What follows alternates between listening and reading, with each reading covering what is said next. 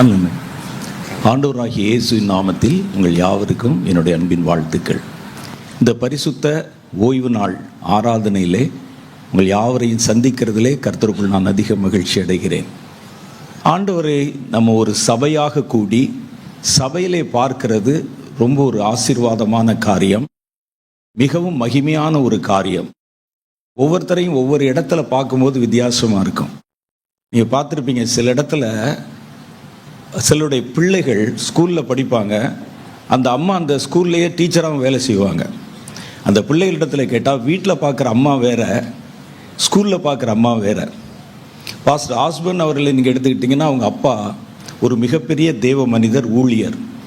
வீட்டில் அவரை பார்க்குறது வேற, அல்லது விசுவாசிகளோடு பார்க்குறது வேற, மேடையில் பார்க்குறது வேற.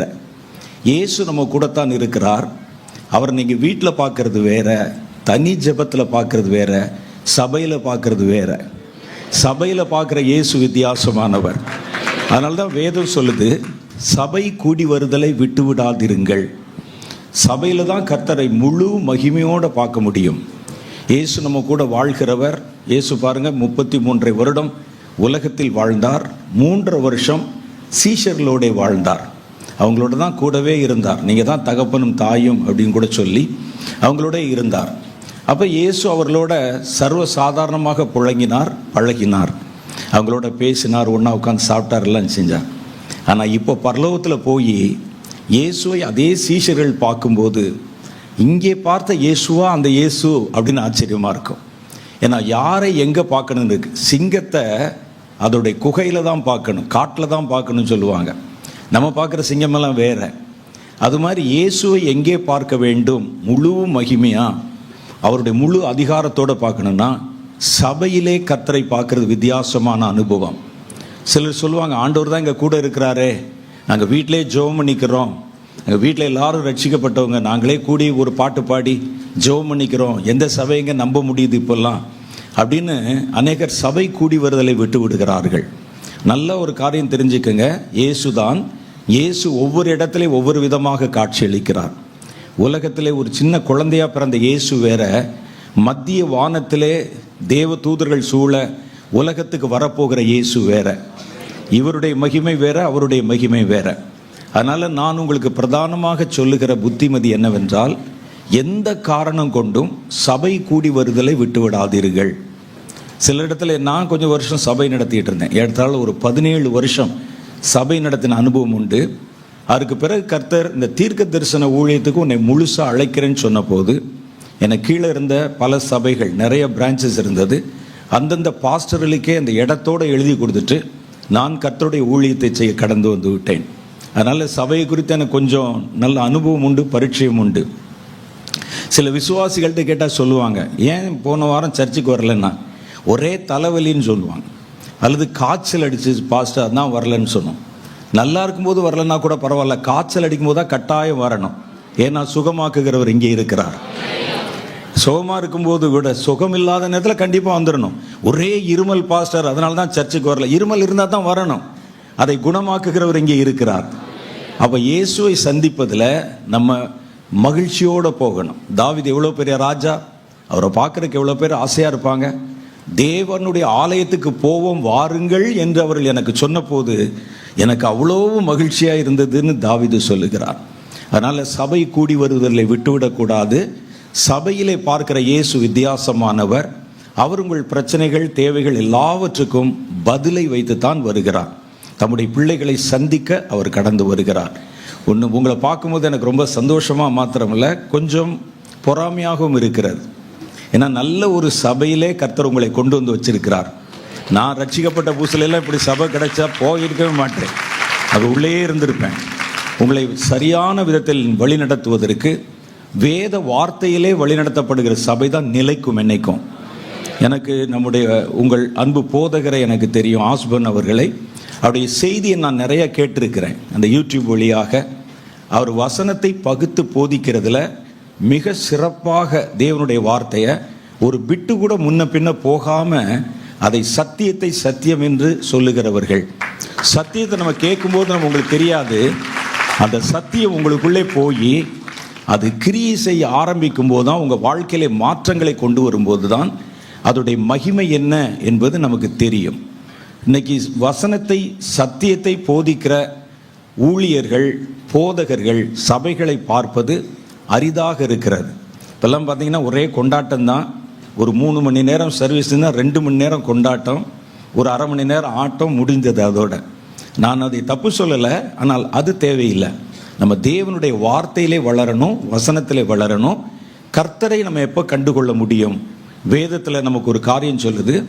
எம்மாவூர் என்ற இடத்துக்கு இயேசு போனார். இயேசு சில நேரத்தில் கொஞ்சம் வேடிக்கையாக, வித்தியாசமாக நடந்துக்குருவார். அவர் சீஷர்கள் தான் அவங்ககிட்ட வேறு ஆள் மாதிரி அவருடைய அந்த உருவத்தை மாற்றிக்கொண்டு அவர் தெரியாத ஒரு வயசான போதகர் மாதிரி அப்படியே கடந்து போனார்.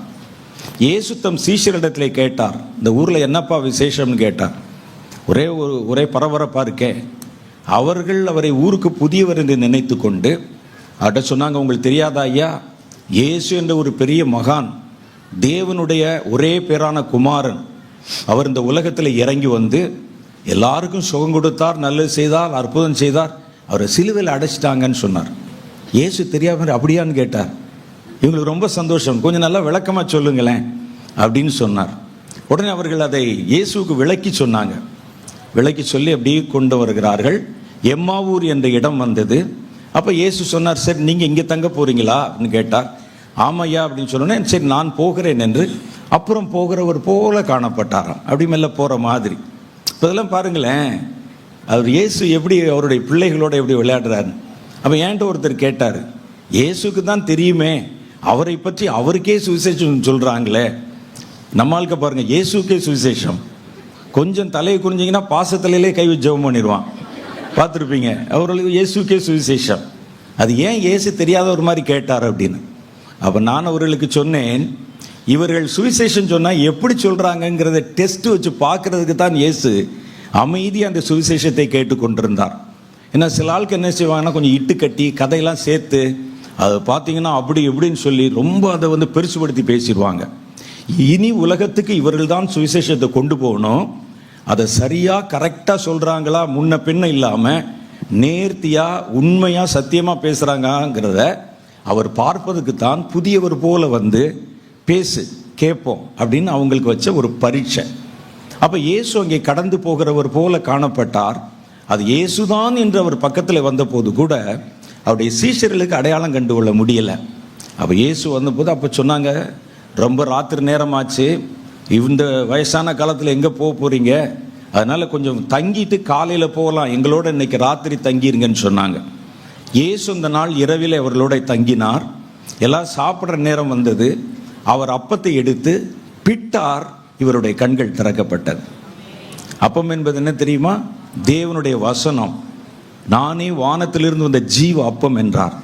நானே வானத்திலிருந்து வந்த வார்த்தை என்றார். அந்த அப்பந்தான் வார்த்தை.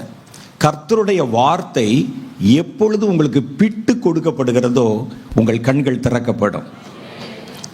அப்போ இயேசுவை அவர்கள் பார்த்தோ, இயேசுவா, நாங்கள் சுவிசேஷம் சொன்னோம், உங்கள் கூட நடந்தோம், உங்கள் கூட பேசிகிட்டே வந்தோம், என்னென்னமோ பேசுகிறோமே ஆண்டவரே, அப்போல்லாம் நீங்கள் யாருன்னு எங்களுக்கு தெரியல. இந்த அப்பத்தை பிட்ட போது நாங்கள் இயேசுவை இயேசுவாய் காண முடிந்தது.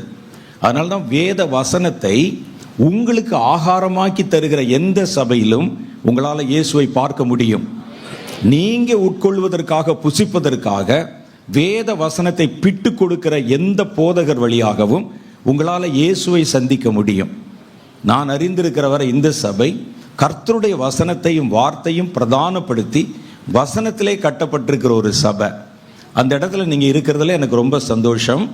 எந்த சூழ்நிலையிலும் யார் நயங்காட்டினாலும் கர்த்தருடைய வேதம், வசனம், வார்த்தை கிடைக்கிற இடத்தை விட்டு மாத்திரம் எங்கேயும் வெளியே போயிடாதீங்க. கர்த்தருடைய வார்த்தையிலே நமக்கு சமூல நன்மைகளும் இருக்கிறது, சகல சத்தியம் இருக்கிறது. இந்த சபையிலே நின்று நான் கர்த்தருடைய வார்த்தை பேசுவதை ஒரு பெரும் பாக்கியமாக கருதுகிறேன். அவருடைய தகப்பனார் அவர்களை உங்களுக்கு தெரியும், ஒரு காலத்தில் நம்ம தேசத்தில் ஒரு பெரிய அசைவை உண்டாக்கின தேவ மனிதன். கர்த்தருடைய வசனமும் வார்த்தையும் எளிய ஜனங்கள் வரைக்கும், சின்ன கிராமத்தில் இருக்கவங்க வரைக்கும் கொண்டு போய் சேர்க்கப்பட வேண்டும் என்பதற்காக அவர்களுடைய எளிய நடையிலேயே கர்த்தருடைய வார்த்தைகளை புத்தக வடிவங்களாக்கி நூற்றுக்கணக்கான புத்தகங்களை வெளியிட்டவர். சாம் ஜெபத்ரோய் ஐயா அவருடைய புஸ்தகம் இல்லாத வீடு நீங்கள் பார்க்க முடியாது. துவக்க நிலை கிறிஸ்தவர்களை பலப்படுத்தவும் அடுத்தடுத்து கர்த்தருக்குள்ளே அவர்களை உருவாக்கவும் அந்த புத்தகங்கள் பேருதவியாக இருந்தது. அதற்கப்புறம் இந்த ஊழியத்தில் நம்முடைய அன்பு சகோதரர், என்னுடைய அன்பு சகோதரர், உங்கள் பாஸ்டர், அவர்களை கர்த்தர் எடுத்து இன்னைக்கு அந்த வார்த்தையை இன்னும் விரிவுபடுத்தி தெளிவாக நமக்கு சொல்லுவதற்கு கர்த்தர் ஆயத்தப்படுத்தி வைத்திருக்கிறார். அதுக்காக நான் கர்த்தரை ஸ்தோத்திரிக்கிறேன். தொடர்ந்து உங்களுடைய சபைகளுக்காக நான் கர்த்தரை நோக்கி ஜெபித்துக் கொள்ளுகிறேன். இப்போவும் நம்ம கர்த்தருடைய வார்த்தைகளை கேட்க போகிறோம். நம்முடைய கண்களை மூடி ஒரு சின்ன ஜெபம் பண்ணி கர்த்தர் பேசணும். ஒருவேளை இந்த ஊழியக்காரர் பேசினா கூட அந்த அப்பத்தை நீர் எங்களுக்கு பிட்டு தரணும்னு நீங்கள் கேளுங்க. அப்போ கர்த்தர் அப்பத்தை பிட்டு கொடுக்கும்போது உங்கள் ஆத்மீக கண்கள் திறக்கப்பட்டு இயேசுவை நீங்கள் முகமுகமாய் பார்ப்பீங்க. பேசுவது மனிதன் அல்ல, வெளிப்படுவது மனித சத்தமும் அல்ல, இது மனுஷனுடைய சித்தமும் அல்ல, எங்கள் தேவனே இந்த வார்த்தைகளை வெளிப்படுத்துகிறார் என்பதை உணர்ந்து கொள்வீர்கள். இருதயத்தை அப்படியே ஒருநிலைப்படுத்துவோமா? நம்ம பார்க்க வந்தது இயேசுவை, நம்ம கேட்க வந்தது அவருடைய வார்த்தையை. கர்த்தருடைய சத்தியம் நம்மை விடுதலை ஆக்கும். Thank you Jesus, thank you master, thank you Lord, thank you Jesus. வசனம் தியானிக்கையில் இதயமதின் ஆறுதலே காரிருளில் நடக்கையிலே தீபமாக வழி நடத்தும்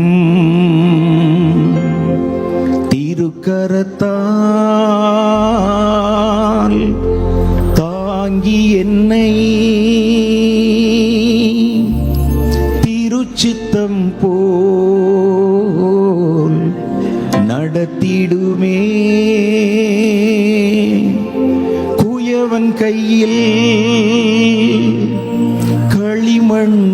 களிமண்ணான் அனுதினம் நீ வனைந்திடுமே. குயவன் கையில்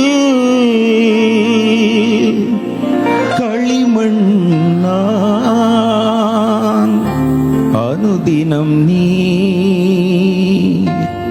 வனைந்திடுமே. ஆமாண்டவரே, நாங்கள் பார்க்க வந்திருப்பது உண்மை, கேட்க வந்திருப்பது உண்மை. உம்முடைய சத்தத்தை கர்த்தர் இந்த நாளில் எங்களோடு என்ன பேச விரும்புகிறீரோ அதை தடையில்லாமல் பேசவும், நீர் சொல்லுகிறத நாங்கள் விளங்கிக் கொள்ளவும் கர்த்தர் எங்களுக்கு உதவி செய்யும்படிக்காக நான் ஜெபிக்கிறேன். தொடர்ந்து உம்முடைய பிள்ளைகள் ஒவ்வொருவரையும் தேவ பாதத்தில் ஒப்புக் கொடுக்கிறேன். கர்த்தருடைய வார்த்தைகள் எங்கள் நடுவில் வெளிப்பட காத்திருக்கிறேன். இயேசுவின் மூலம் எங்கள் ஜெபங்களை ஏற்றுக்கொள்ளும் பிதாவே, ஆமென்.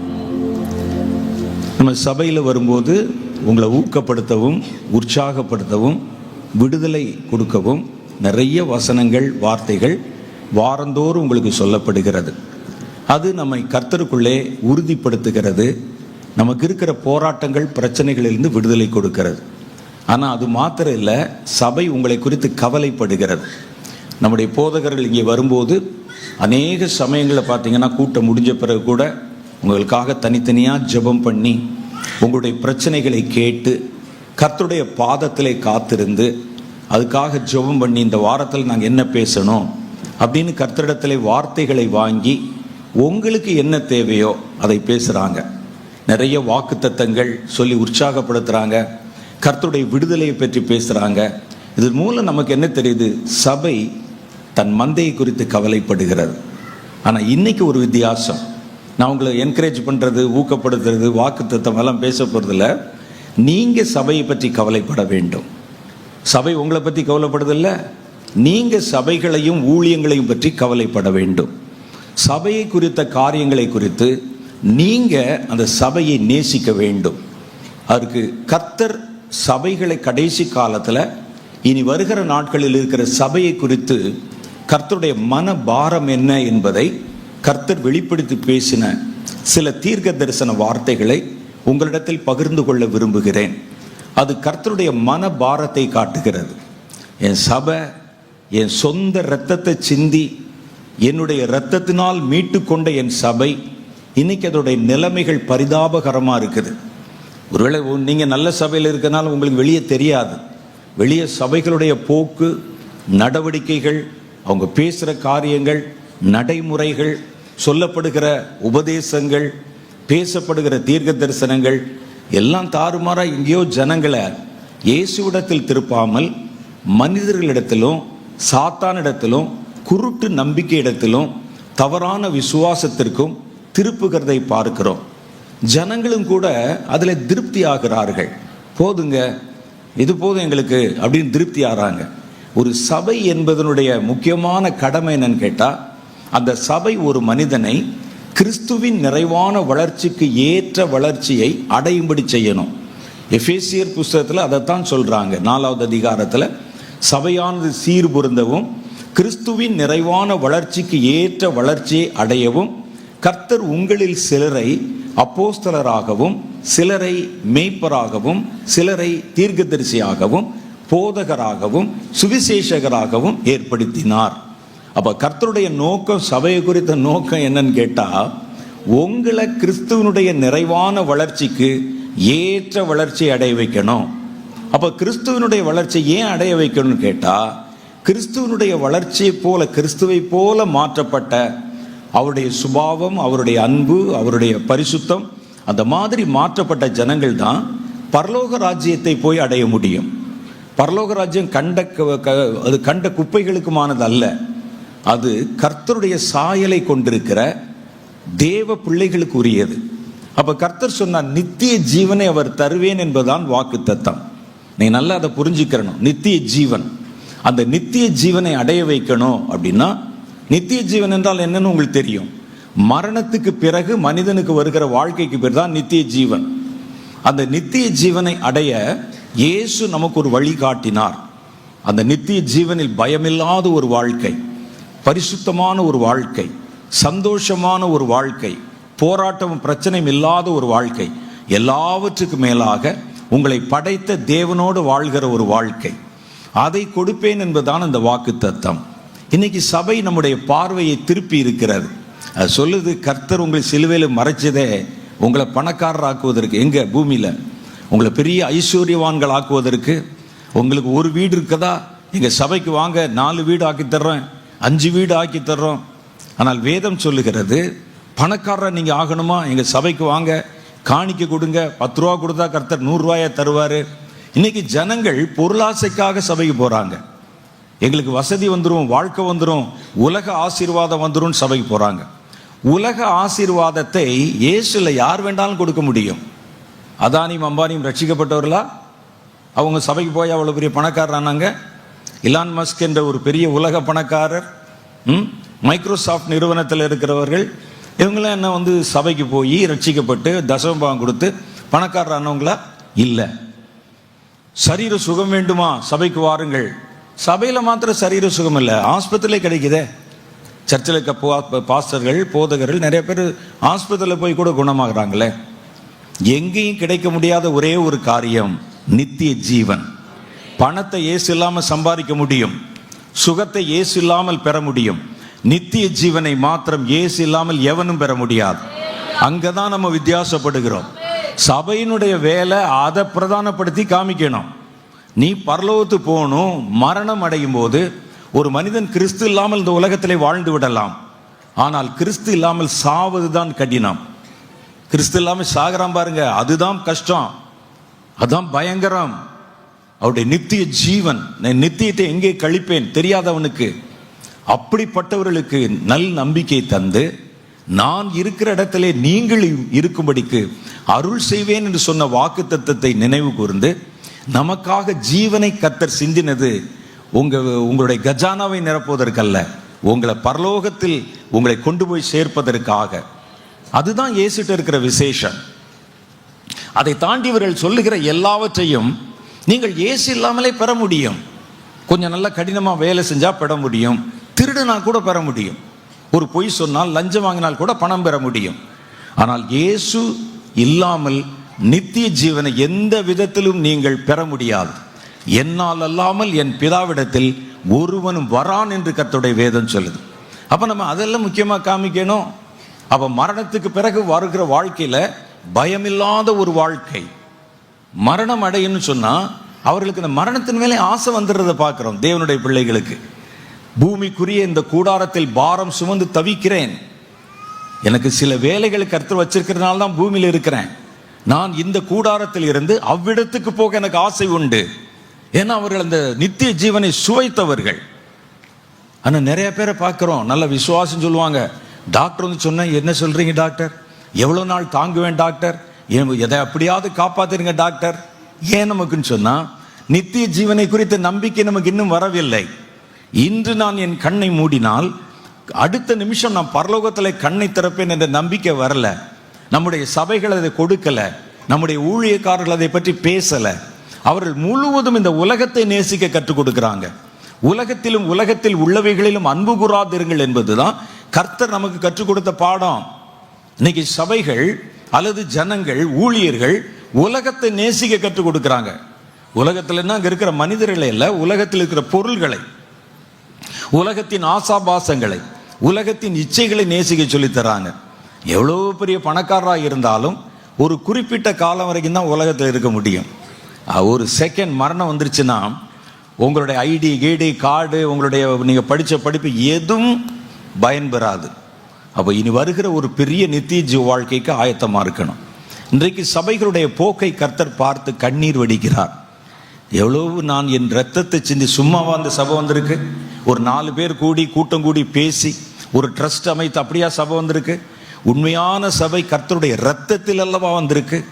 நான் உங்களுக்காக பாடுபட்டு 3 வருஷம் 33 வருஷம் அவமானப்பட்டு 3 வருஷம் ஊழியம் செய்து கடைசி நேரத்திலே காயப்பட்டு அவமானப்பட்டு துன்புறுத்தப்பட்டு என் விலையேற பெற்ற இரத்தத்தினால் மீட்டு கொண்ட என் சபை, இன்னைக்கு இந்த சபை அவருடைய போக்கு என்னை விட்டு ஜனங்களை பிரித்து உலகத்துக்கு பின்னாலையும் சாத்தானுக்கு பின்னாலையும் பொருளாசைக்கு பின்னாலையும் என் மந்தையை நடத்தி கொண்டு போகிறது என்ன? கர்த்தருடைய ஆவியானவர் மறைவிடங்களிலே துக்கப்படுகிறார். என் வார்த்தையை பேசுறவன் இல்லை, என் சித்தத்தை நினைக்கிறவன் இல்லை, என் சித்தத்தை செய்கிறவன் இல்லை. அதெல்லாம் பார்க்கும்போது கர்த்தருடைய மனம் வேதனைப்படுகிறது. சபை உங்களை பற்றி கவலைப்படுதில்ல, பாஸ்டர் உங்களை பற்றி கவலைப்படுறாருல, நீங்கள் சபையை பற்றி என்னைக்காக கவலைப்பட்டிருக்கீங்களா? கர்த்தர் சொல்லுகிற வார்த்தை, இனி இந்த சபைகள் மேல் வரக்கூடிய பயங்கரங்கள் கர்த்தர் பொறுமையாக காத்து கொண்டிருந்தார். இது இந்தியாவில் மாத்திரம் இல்லை, தமிழ்நாட்டில் மாத்திரம் இல்லை, உலகம் முழுவதிலுமே சபைகளுடைய நிலைமை அப்படித்தான் இருக்கிறது. எங்கேயோ போயிட்டாங்க, வேற மாதிரி வந்துருச்சு. கள்ள உபதேசங்கள், கள்ள வார்த்தைகள். இதை குறித்து கர்த்தர் தம்முடைய மன பாரத்தை என்னிடத்தில் வெளிப்படுத்தி பேசின காரியத்தில் சில வார்த்தைகளை நான் உங்களுக்கு வாசிக்க விரும்புகிறேன். இது அப்படியே கொஞ்ச நாள்ல இது நடக்க போகிறது. அதனால நீங்க அதை குறிச்சு வச்சுக்கோங்க.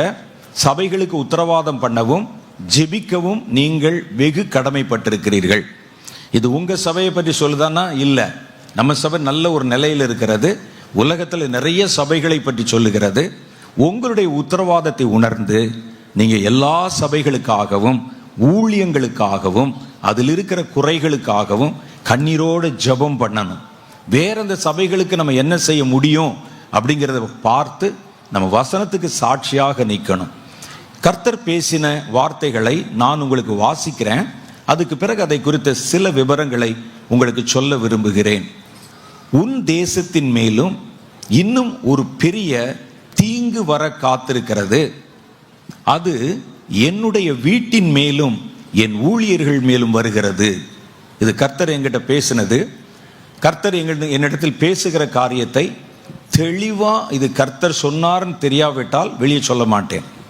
ஒவ்வொரு முறை என் அனுபவத்திலும் கர்த்தரை முகமுகமாய் பார்க்கும் பொழுதும் தேவனுடைய பிரத்யட்சமாய் மனிதன் பேசுவது போல சத்தத்திலும் அல்லது கர்த்தரனை ஆவியில் எடுத்துக்கொண்டு போய் பேசுகிறதுமான காரியங்களை தான் நான் பப்ளிக்ல சொல்றது. இதுல கர்த்தர் பேசின காரியம் சில வருடங்கள் சில மாதங்களுக்கு முன்னால பேசினது. உன் தேசத்தின் மேல் இன்னும் ஒரு பெரிய தீங்கு வர காத்திருக்கிறது. அது என்னுடைய வீட்டின் மேலும் என் ஊழியர்கள் மேலும் வருகிறது. மந்தையை மேய்க்கிறவன் எப்படியோ அப்படியே மந்தையை சேர்க்கிறவன் மேலும் வருகிறது. திக்கற்றவனை பராமரிக்கிறவன் மேலும் பிள்ளைகளை படிப்பிக்கிறவன் மேலும் கூட வருகிறது. அந்நாட்களில் ஊழியம் செய்கிறவருடைய இருதயத்திலே தவிப்பும் தத்தளிப்பும் உண்டாகியிருக்கும். பல இடங்களிலே புலம்பலும் வேதனையும் உண்டாகும். தேடப்படுகிற குற்றவாளிகளைப் போல பல ஊழியர்கள் தங்களை மறைத்து கொண்டு நடப்பார்கள். இனி வருகிற காலத்தில் அது என்ன பிரச்சனைன்னு தெரியல, நான் சொல்லுகிறேன் அடுத்து. அப்புறம் ஆண்டவர் சொல்றார், இக்காலங்களில் என் ஊழியர்கள் மேலும் ஊழியங்கள் மேலும் தீங்கு வரும். அநேகம் சபைகளுடைய நிலங்களும் கட்டிடங்களும் அபகரிக்கப்படும். ஊழிய ஸ்தாபனங்களின் நிலங்கள் அளக்கப்பட்டு மிகுதியானவை எடுத்துக்கொள்ளப்படும். பார்ப்பாங்க, உங்கள் சபையில் எவ்வளோ பேருங்க இருக்கிறீங்க? நாங்கள் ஒரு 500 பேர் இருக்கிறோம், 1000 பேர் இருக்கிறோம். 1000 பேர் கூடி ஆராதிப்பதற்கு எவ்வளோ பெரிய இடம் போதும். அங்கே எதுக்கு இத்தனை ஏக்கரில் நிலம் வாங்கியிருக்கீங்க? இது என்ன கட்டடம்? கவர்மெண்ட் தேவனுடைய ஊழியர்களுக்கும் சபைகளுக்கும் அந்த கட்டடங்கள் இருக்கக்கூடிய நிலங்களுக்கும் ஒரு உச்ச வரம்பை கொண்டு வர போறாங்க. சீக்கிரம் வரப்போகுது. அப்ப இப்ப இருக்கிற ஆட்சியாளர்கள் நம்மை விட்டால் ஆள் இல்லைங்கிற மாதிரி இப்ப இருக்கிறாங்க. அடுத்த முறையும் இவர்கள் கைகளிலே அதிகாரங்கள் கொடுக்கப்பட்டால் ஒரு பெரிய கொடுங்கோல் ஆட்சி, ஒரு டிக்டேட்டர்ஷிப் நடக்கும். அப்ப முதல்ல குறிவைக்கப்படுவது சிறுபான்மையினர் என்று சொல்லப்படுகிற கிறிஸ்தவர்களும் இஸ்லாமியர்களும். அவன் பார்ப்பாங்க, இங்கே அவருக்கு ஒரு லேண்ட் இருக்கு, இங்கே ஒரு கட்டடம் இருக்கு, இங்கே இருக்குது, அதெல்லாம் எடுத்து விட்டு ஒரு அளவு கொடுத்துருவாங்க.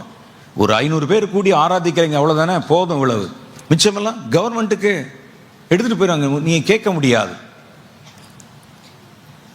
65, 68 அந்த மாதிரி காலகட்டங்களில் நில உச்சவரம்பு சட்டம் என்ற ஒரு சட்டம் கொண்டு வரப்பட்டது. அதில் பெரிய பெரிய நில சுவார்ந்தார்கள், பெரிய பெரிய ஜமீன்தார்கள், தஞ்சாவூர் பக்கத்துலாம் பார்த்தீங்கன்னா அவன் ஏக்கரா கணக்கில் வச்சுருப்பான், கண்ணு கெட்டின தூரம் வரைக்கும். ஒருவருக்கு ஒரு நில சுவார்ந்தாருக்கு இவ்வளவுதான் நிலம் இருக்கணும், அதுக்கு மேலே நிலம் இருக்கக்கூடாது, எல்லாம் அரசாங்கம் கையகப்படுத்தி கொள்ளும் என்று ஒரு சட்டத்தை கொண்டாந்தாங்க. நகை உச்சவரம்பு சட்டம்னு ஒரு சட்டம் கொண்டாந்தாங்க. ஒரு வீட்டில் இவ்வளவு பவுன் நகை தான் இருக்கணும் ஒரு குடும்பத்தில், அதை தாண்டி மேலே இருந்ததுன்னா அது அரசாங்கத்திட்ட ஒப்படைச்சிடணும் அப்படின்னு சொல்லி அதுக்கு ஒரு சட்டம். இனி வருகிற சட்டம் கர்த்தருடைய பிள்ளைகளுக்கும் ஊழியங்களுக்கும் எதிராக கொண்டு வரப்படும். பல பாரம்பரிய சபைகள் 200 வருஷம் 300 வருஷத்துக்கு முன்னால மிஷினரிகளால் கட்டப்பட்ட சபைகள் நிறைய நிலங்கள் வாங்கி போட்டிருக்கிறாங்க. அதை எல்லாவற்றையும் எடுப்பதற்கு தனி சட்டங்கள் இயற்றப்படும். அதைத்தான் ஆண்டவர் சொல்றாரு, அநேகம் சபைகளும் நிலங்களும் கட்டிடங்களும் அபகரிக்கப்படும். ஊழிய ஸ்தாபனங்களுடைய நிலங்கள் அளக்கப்பட்டு மிகுதியானவை எடுத்துக்கொள்ளப்படும். அதன் ஆஸ்தியானது நிறுக்கப்பட்டு, உங்க சபையில் நீங்க எவ்வளவு பணம் வச்சிருக்கிறீங்க, பேங்க்ல சபை பேர்ல எவ்வளவு பணம் போட்டு வச்சிருக்கிறீங்க, அதெல்லாம் நிறுக்கப்பட்டு மிகுதியானது கைப்பற்றப்படும். சபைகள் மற்றும் ஊழியங்களுடைய சொத்துக்கள் அளவுகள் வரையறுக்கப்படும். ஒரு சபைக்கு இவ்வளவுதான் சொத்து இருக்கணும், உங்க மெம்பர்ஸ் யார் யாரு காட்டுங்க அப்படின்னு சொல்லுவாங்க. நமக்கு மெம்பர்ஸ் அப்படின்னு இருக்கிறது ஒரு சபையில ஒரு 100 பேர் இருப்பாங்க, ஆனா சபைக்கு கூடி வர்றது 500 பேர் வருவாங்க. மற்றவர்கள் வேறு மதத்தில் இருப்பாங்க, வேறு மார்க்கத்தில் இருப்பாங்க, அவங்க கர்த்தர் மேல நம்பிக்கை வைத்து ரட்சிக்க கூட பட்டிருப்பாங்க. ஆனா அரசாங்கத்தினுடைய சில சலுகைகளுக்காகவோ வேறு காரணங்களுக்காகவோ அவங்க வீட்டில் தங்களை வேறு மதத்தவராகவே அடையாளம் காட்டியிருப்பாங்க. அவங்கள அந்த கணக்கில் வராது. எல்லா சபையில் இருக்கக்கூடிய மெம்பர்ஸ் அடையாளங்கள் வாங்கி, உங்க சர்ச்சில் 50 பேர் தானே, இதுக்கு எதுக்குங்க இவ்வளவு பெரிய கட்டடம், எதுக்கு மேலே பால்கனி கட்டியிருக்கீங்க, எதுக்கு இவ்வளவு பெரிய இடம் என்று சொல்லி அரசாங்கம் உள்ளே நுழைந்து கையகப்படுத்தி கொள்ள போகுதுன்னு யார், நான் சொல்லல, அரசாங்கம் சொல்ல, கர்த்தர் சொல்லுகிறார். இது நம்ம பயங்கரமா நம்ம சிந்திக்க வேண்டிய காரியம். ஊழியங்களுக்காக பெறப்படும் காணிக்கைகள் மேல் வரி விதிக்கப்படும், தீர்வை விதிக்கப்படும். அவன் எல்லாத்துக்கு மேல எல்லாம் வரி தான் தெரியுமே. இந்திய மக்கள் எல்லாரும் வரி குதிரை மாதிரி மாறிவிட்டார்கள். இனி வரி போடுறதுக்கே இடம் இல்லை, உடம்பெல்லாம் வரி, தலையில வரி. இப்ப சமீபத்தில் இனி பாருங்க, அடுத்த மாசத்துல ஒரு சட்டம் வரப்போகுது. விவசாய குடிமக்கள் விவசாயம் பண்றதுக்கு தண்ணி உபயோகப்படுத்துறாங்கல்ல, அந்த தண்ணிக்கு வரி கொடுக்க போறணும். இனிமே வர்ற மாசத்துல வருது இந்த சட்டம். விவசாயிகள் ஒரு தேசத்தினுடைய வாழ்வாதாரம், முதுகெலும்பு என்பது விவசாயம்தான். விவசாயிகள் உழைத்தால் தான் நம்ம சாப்பிட முடியும். எவ்வளோ பெரிய என்ஜினியராக இருந்தாலும், எவ்வளோ பெரிய ஊழியராக இருந்தாலும், எவ்வளோ பெரிய அரசியல்வாதியாக இருந்தாலும் சாப்பிட்றதுக்கு தட்டுக்கு தானே வரணும். அது பயன்படுத்துகிற விவசாயிகள் அதற்கு என்ன செய்யணுமா, அவங்க பயன்படுத்துகிற தண்ணிக்கு அளவு கொடுக்கப்பட்டு, வீட்டில் எப்படி கரண்ட்டுக்கு நம்ம அளவு கொடுக்குறாங்களோ அது மாதிரி எவ்வளோ தண்ணி உபயோகப்படுத்தினாங்கன்னு ஒரு மீட்டர் வைத்து அளந்து அதற்கு அவர்கள் வரி செலுத்த வேண்டும். இப்படிலாம் வர்றவன் இனி வருகிற நாட்களில் சபையை விட்டு வைப்பான்னு நினைக்கிறீங்க நீங்கள்? கர்த்தர் சொல்றாரு, ஊழியங்களுக்காக பெறப்படுகிற காணிக்கைகள் மேல் தீர்வை விதிக்கப்படும், கைப்பற்றப்படும் மிகுதியான சொத்துக்களுக்கு அபராதமும் விதிக்கப்படும். சபைகளுக்கும் ஊழியங்களுக்கும் பல கட்டுப்பாடுகள் கொண்டு வரப்பட்டு சுயாதீனமாக இயங்கும் பல சிறிய மந்தைகள் சிதறடிக்கப்படும். அவர்கள் ஆராதிக்கவும் ஊழியம் செய்யவும் அதிகாரம் இல்லை என்று சட்டங்கள் கொண்டு வருவார்கள். அவர்கள் குழப்பம் விளைவிக்கிறவர்கள் என்றும் பிரிவினைக்காரர்கள் என்றும் குற்றஞ்சாட்டப்படுவார்கள்.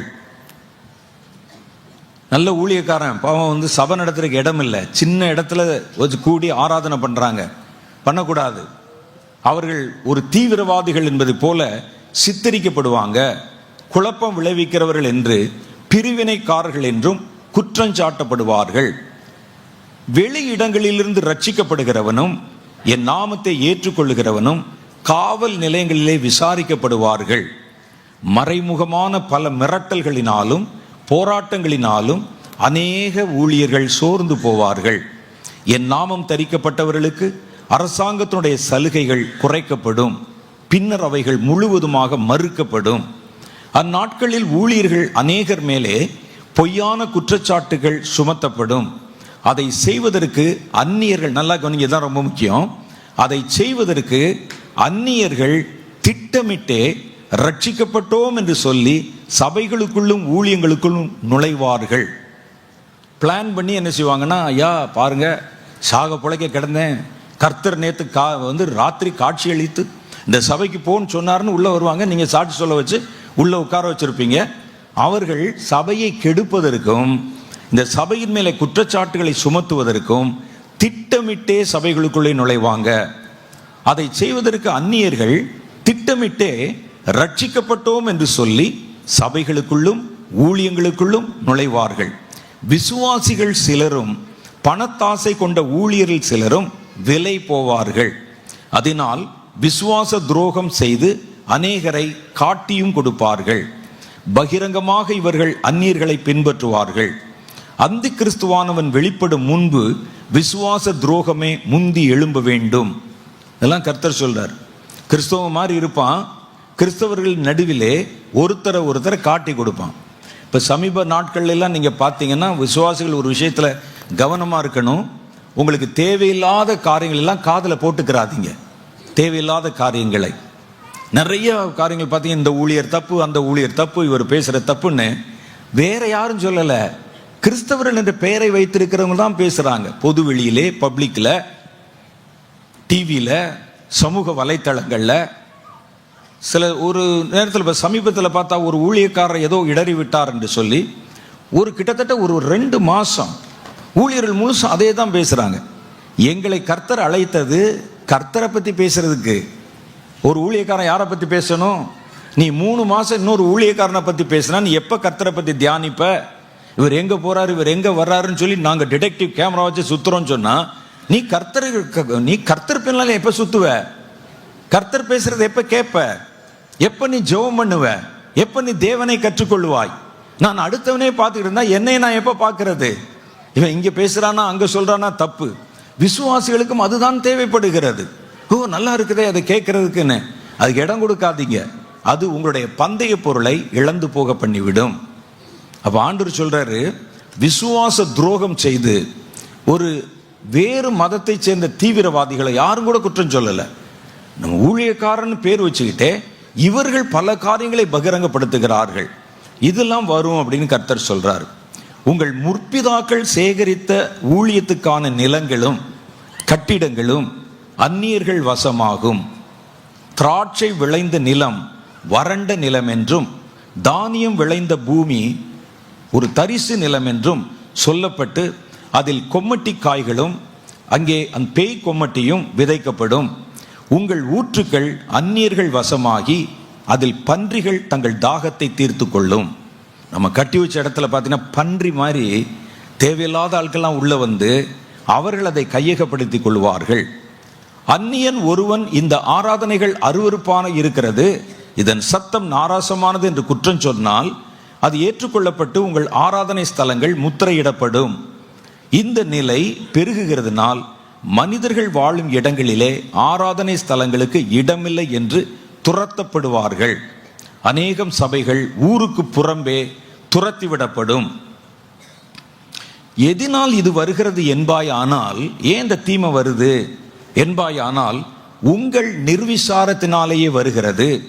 நீங்கள் என்னுடைய தயையையும் பொறுமையையும் அலட்சியம் செய்ததினாலேயே இது உங்கள் மேல் அனுமதிக்கப்படுகிறது. என் வார்த்தைக்கு செவி கொடுக்கிறவன் இல்லை, அவனவன் தன் தற்பொழிவை நாடுகிறான், தன் பிரஸ்தாபத்தை ஸ்தாபிக்கவே பிரயாசப்படுகிறான். அதனால் அந்நியன் தன் குதிங்காலை உங்கள் மேல் உயர்த்துகிறான். உங்களை பாதுகாத்த மேகத்தை அலட்சியம் செய்துவிட்டு உங்கள் பலம் உங்களை காக்கும் என்று நம்பினீர்கள். என்னை நீங்கள் மெய்யான மனதோடு தேடவும் இல்லை, என் சித்தம் நிறைவேற நீங்கள் பிரயாசப்படவும் இல்லை. ஐஸ்வர்யம் உங்கள் குறியாயிருந்தது, ஆஸ்தி உங்களுடைய தேடுதலாயிருந்தது, சுய பெருமையே உங்கள் எதிர்பார்ப்பாயிருந்தது. இவைகளுக்கு என் நாமத்தை பயன்படுத்தி கொண்டு எனக்கு துரோகம் செய்தீர்கள். உங்கள் வேலைகளில் நீங்கள் கவனமாயிருந்தீர்கள், என் காரியத்தையும் என் கட்டளைகளையும் அலட்சியம் செய்தீர்கள். உங்கள் கால்களில் திரியாவரம் இருக்கிறது, உங்களை பெருக்கிக் கொள்ளுவதற்காக உலகத்தை சுற்றி வந்தீர்கள். துரத்தப்பட வேண்டிய காலத்தில் சத்துருவானவன் துரத்தப்படவில்லை, அதனால் அது தேசத்தின் எல்லா துறைகளிலும் அதிகாரம் பெற்றிருக்கிறது. யாரு? சத்துரு.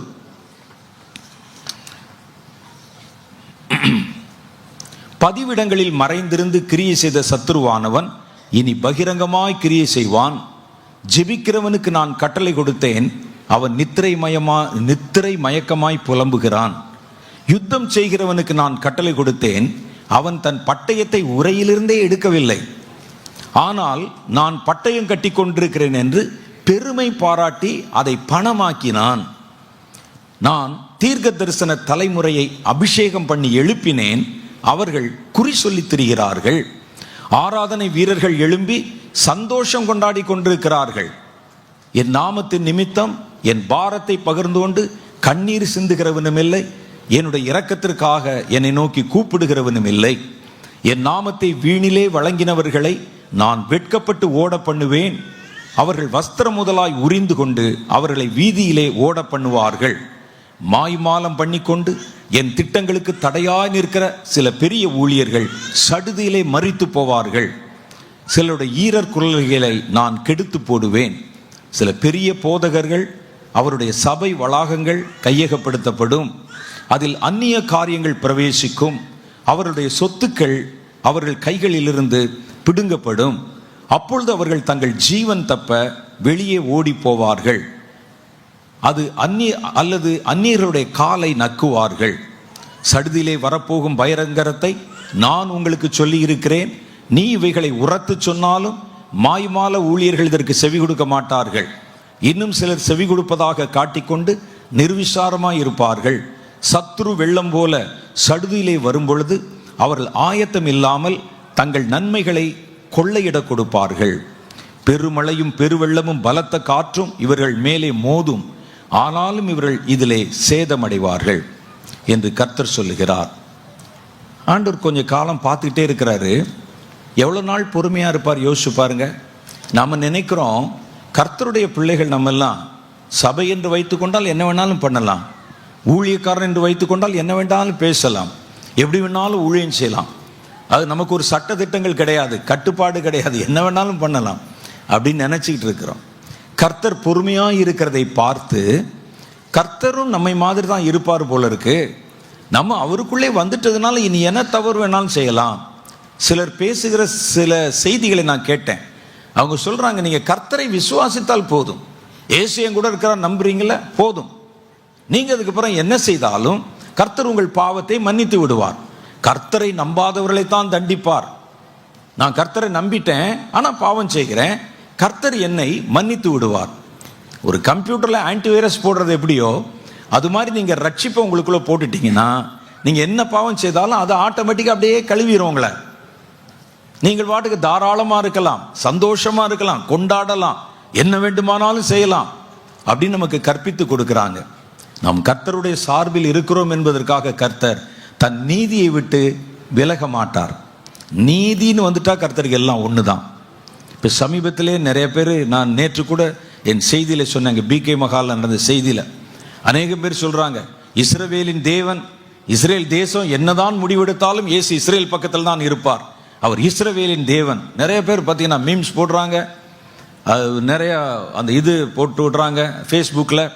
இஸ்ரேலின் தேவன் பாருங்க, காசாவை தரைமட்டமாக்குவார், ஈரானை தரைமட்டமாக்குவார், கர்த்தர் இஸ்ரவேலின் தேவன் என்று சொல்றாங்க. நான் சொல்றேன், கர்த்தர் இஸ்ரவேலின் தேவனா? கர்த்தர் இஸ்ரவேலின் தேவனானால் இந்தியாவுக்கு யார் தேவன்? கர்த்தர் பழைய ஏற்பாட்டு காலத்தில் தனக்கென்று ஒரு தேசத்தை தேர்ந்தெடுத்து அதன் வழியாக இயேசு வருவதற்கு பாதை அமைத்தார். அந்த காலகட்டங்களில் நான் இந்த தேசத்தின் தேவன் அப்படின்னு சொன்னார்.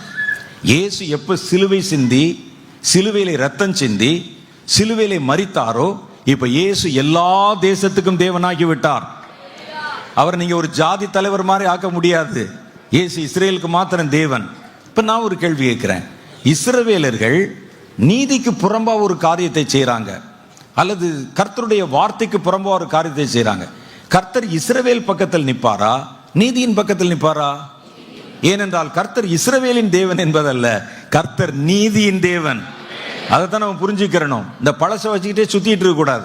அவங்க என்ன செஞ்சாலும் நாங்க ஆதரிப்போம், அவர்கள் என்ன காரியத்தை அநீதியா செய்தாலும் ஆதரிப்போம், ஜெயம் கடைசியில் அவங்களுக்கு தான் வரும். எங்க வந்தது? நேபுகாத்நேச்சர் காலத்தில் ஜெயிச்சாங்களா? அவங்க அங்கே துரத்தப்பட்டு அடிமையாய் பிடிக்கப்பட்டு சிதறுண்டு போய் 1948 வருஷம் வரைக்கும் உலகத்தின் பல நாடுகளில் அடிமைகளைப் போல வாழ்ந்திருந்து அவ்வளோ கஷ்டத்தை அனுபவிச்சாங்களே. அப்ப இஸ்ரவேலின் தேவன் என்பவர் வேதத்துல அந்த நாட்களிலே கர்த்தர் இவர்கள் என் ஜனம் என்று இயேசு வருவதற்கு ஒரு பாதை அமைப்பதற்கு ஒரு இனத்தை தேர்ந்தெடுத்து கொண்டார். இயேசு எப்போ வெளிப்பட்டு தன் இரத்தத்தை பூமியிலே சிந்தினாரோ, தேவன் எல்லா உலகத்துக்கும் தேவனாகி விட்டார். எல்லா தேசத்துக்கும் இயேசுதான் தேவன். இந்தியாவுக்கு இயேசுதான் தேவன், ஈரானுக்கும் இயேசுதான் தேவன். அப்ப ஈரானுக்கு வேற தேவன் இருக்கிறாரா? இப்ப ரெண்டு பேரும் சண்டை போட்டுக்கிறாங்களா? இஸ்ரேல் பக்கத்துல இயேசுவும் ஈரான் பக்கத்துல வேறொரு தேவன் இருக்கிறாரா? தேவன் என்றால் ஒருவர் தான், உலகத்தின் எல்லா தேசங்களுக்கும் அவர்தான் தேவன். அப்ப யார் நியாயம் செய்யறான்னு பாருங்க, யார் அநீதி செய்யறான்னு பாருங்க. கர்த்தர் நீதியின் பக்கம் நிற்பார். இதே மனப்பான்மை தான் நமக்கு வருது. நான் ரட்சிக்கப்பட்டேன், ஞானஸ்நானம் பெற்றேன், வேற பேர் மாற்றிக்கொண்டேன், சபைக்கு போறேன், காணிக்கை கொடுக்கிறேன், நான் என்ன வேண்டுமானாலும் செய்யலாம், நான் ஊழியக்காரன் என்று கொண்டாடப்படுகிறேன், என்னை ஏற்றுக்கொள்கிறவன் அநேகர் இருக்கிறாங்க, நான் பேசினா கைதட்டவும் கீழே விழுவதற்கும் ஆட்கள் இருக்கிறாங்க, நான் என்ன வேண்டுமானாலும் செய்யலாம். இல்ல, உங்கள் தேவன் நீதியின் தேவன், பரிசுத்தத்தின் தேவன். அவர் தம்முடைய வார்த்தையும் வாசனத்தையும் விட்டு விலகவே மாட்டார், எவனுக்காகவும் யாருக்காகவும். நான் கர்த்தரோட இருந்தா கர்த்தர் எனக்கு சகாயராக இருப்பார். நான் எவ்வளவுதான் தேவனுக்கு ஊழியம் செய்து ஓடி உழைத்து நான் அநீதியான காரியத்தை சொன்னா கர்த்தர் எதிர்த்து வந்து விடுவார். அதான் கர்த்தர்.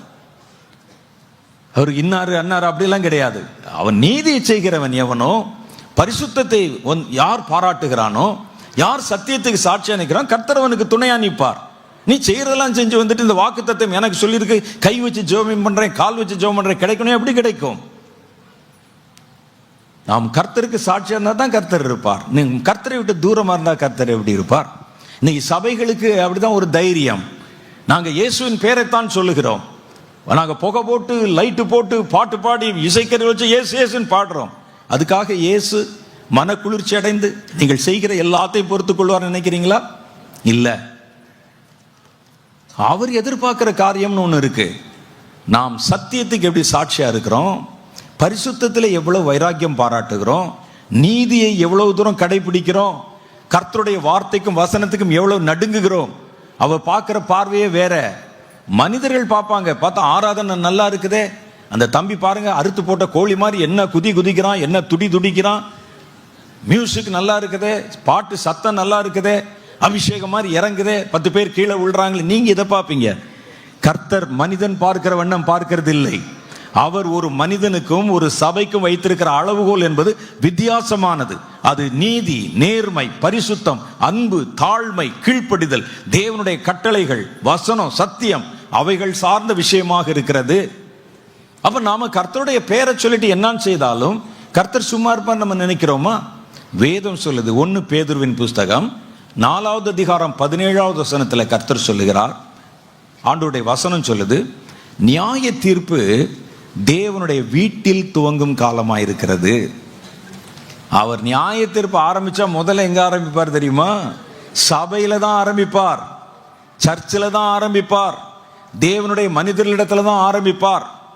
புறஜாதிகள் அவ்வளவு தப்பு செய்யறாங்களே, அவன் அறியாமல் செய்கிறான், அவன்கிட்ட சொல்லல, அவனுக்கு தெரியாது. நீ ரட்சிக்கப்பட்டு மீட்கப்பட்டு உன்மேல் அடிக்கடி விழும் கிருபையின் மழையை நீ சுவைத்து வளர்ந்து நீ பாவம் செய்தால் நீ தப்பிக்கிறதுக்கு எந்த வழியும் இல்லை. அறியாமல் செய்கிறவன் சில அடிகள் அடிக்கப்படுவான், அறிந்து செய்கிறவன் பல அடிகள் அடிக்கப்படுவான்ல போட்டிருக்கு. 2 பேருக்கும் அடி இருக்கு.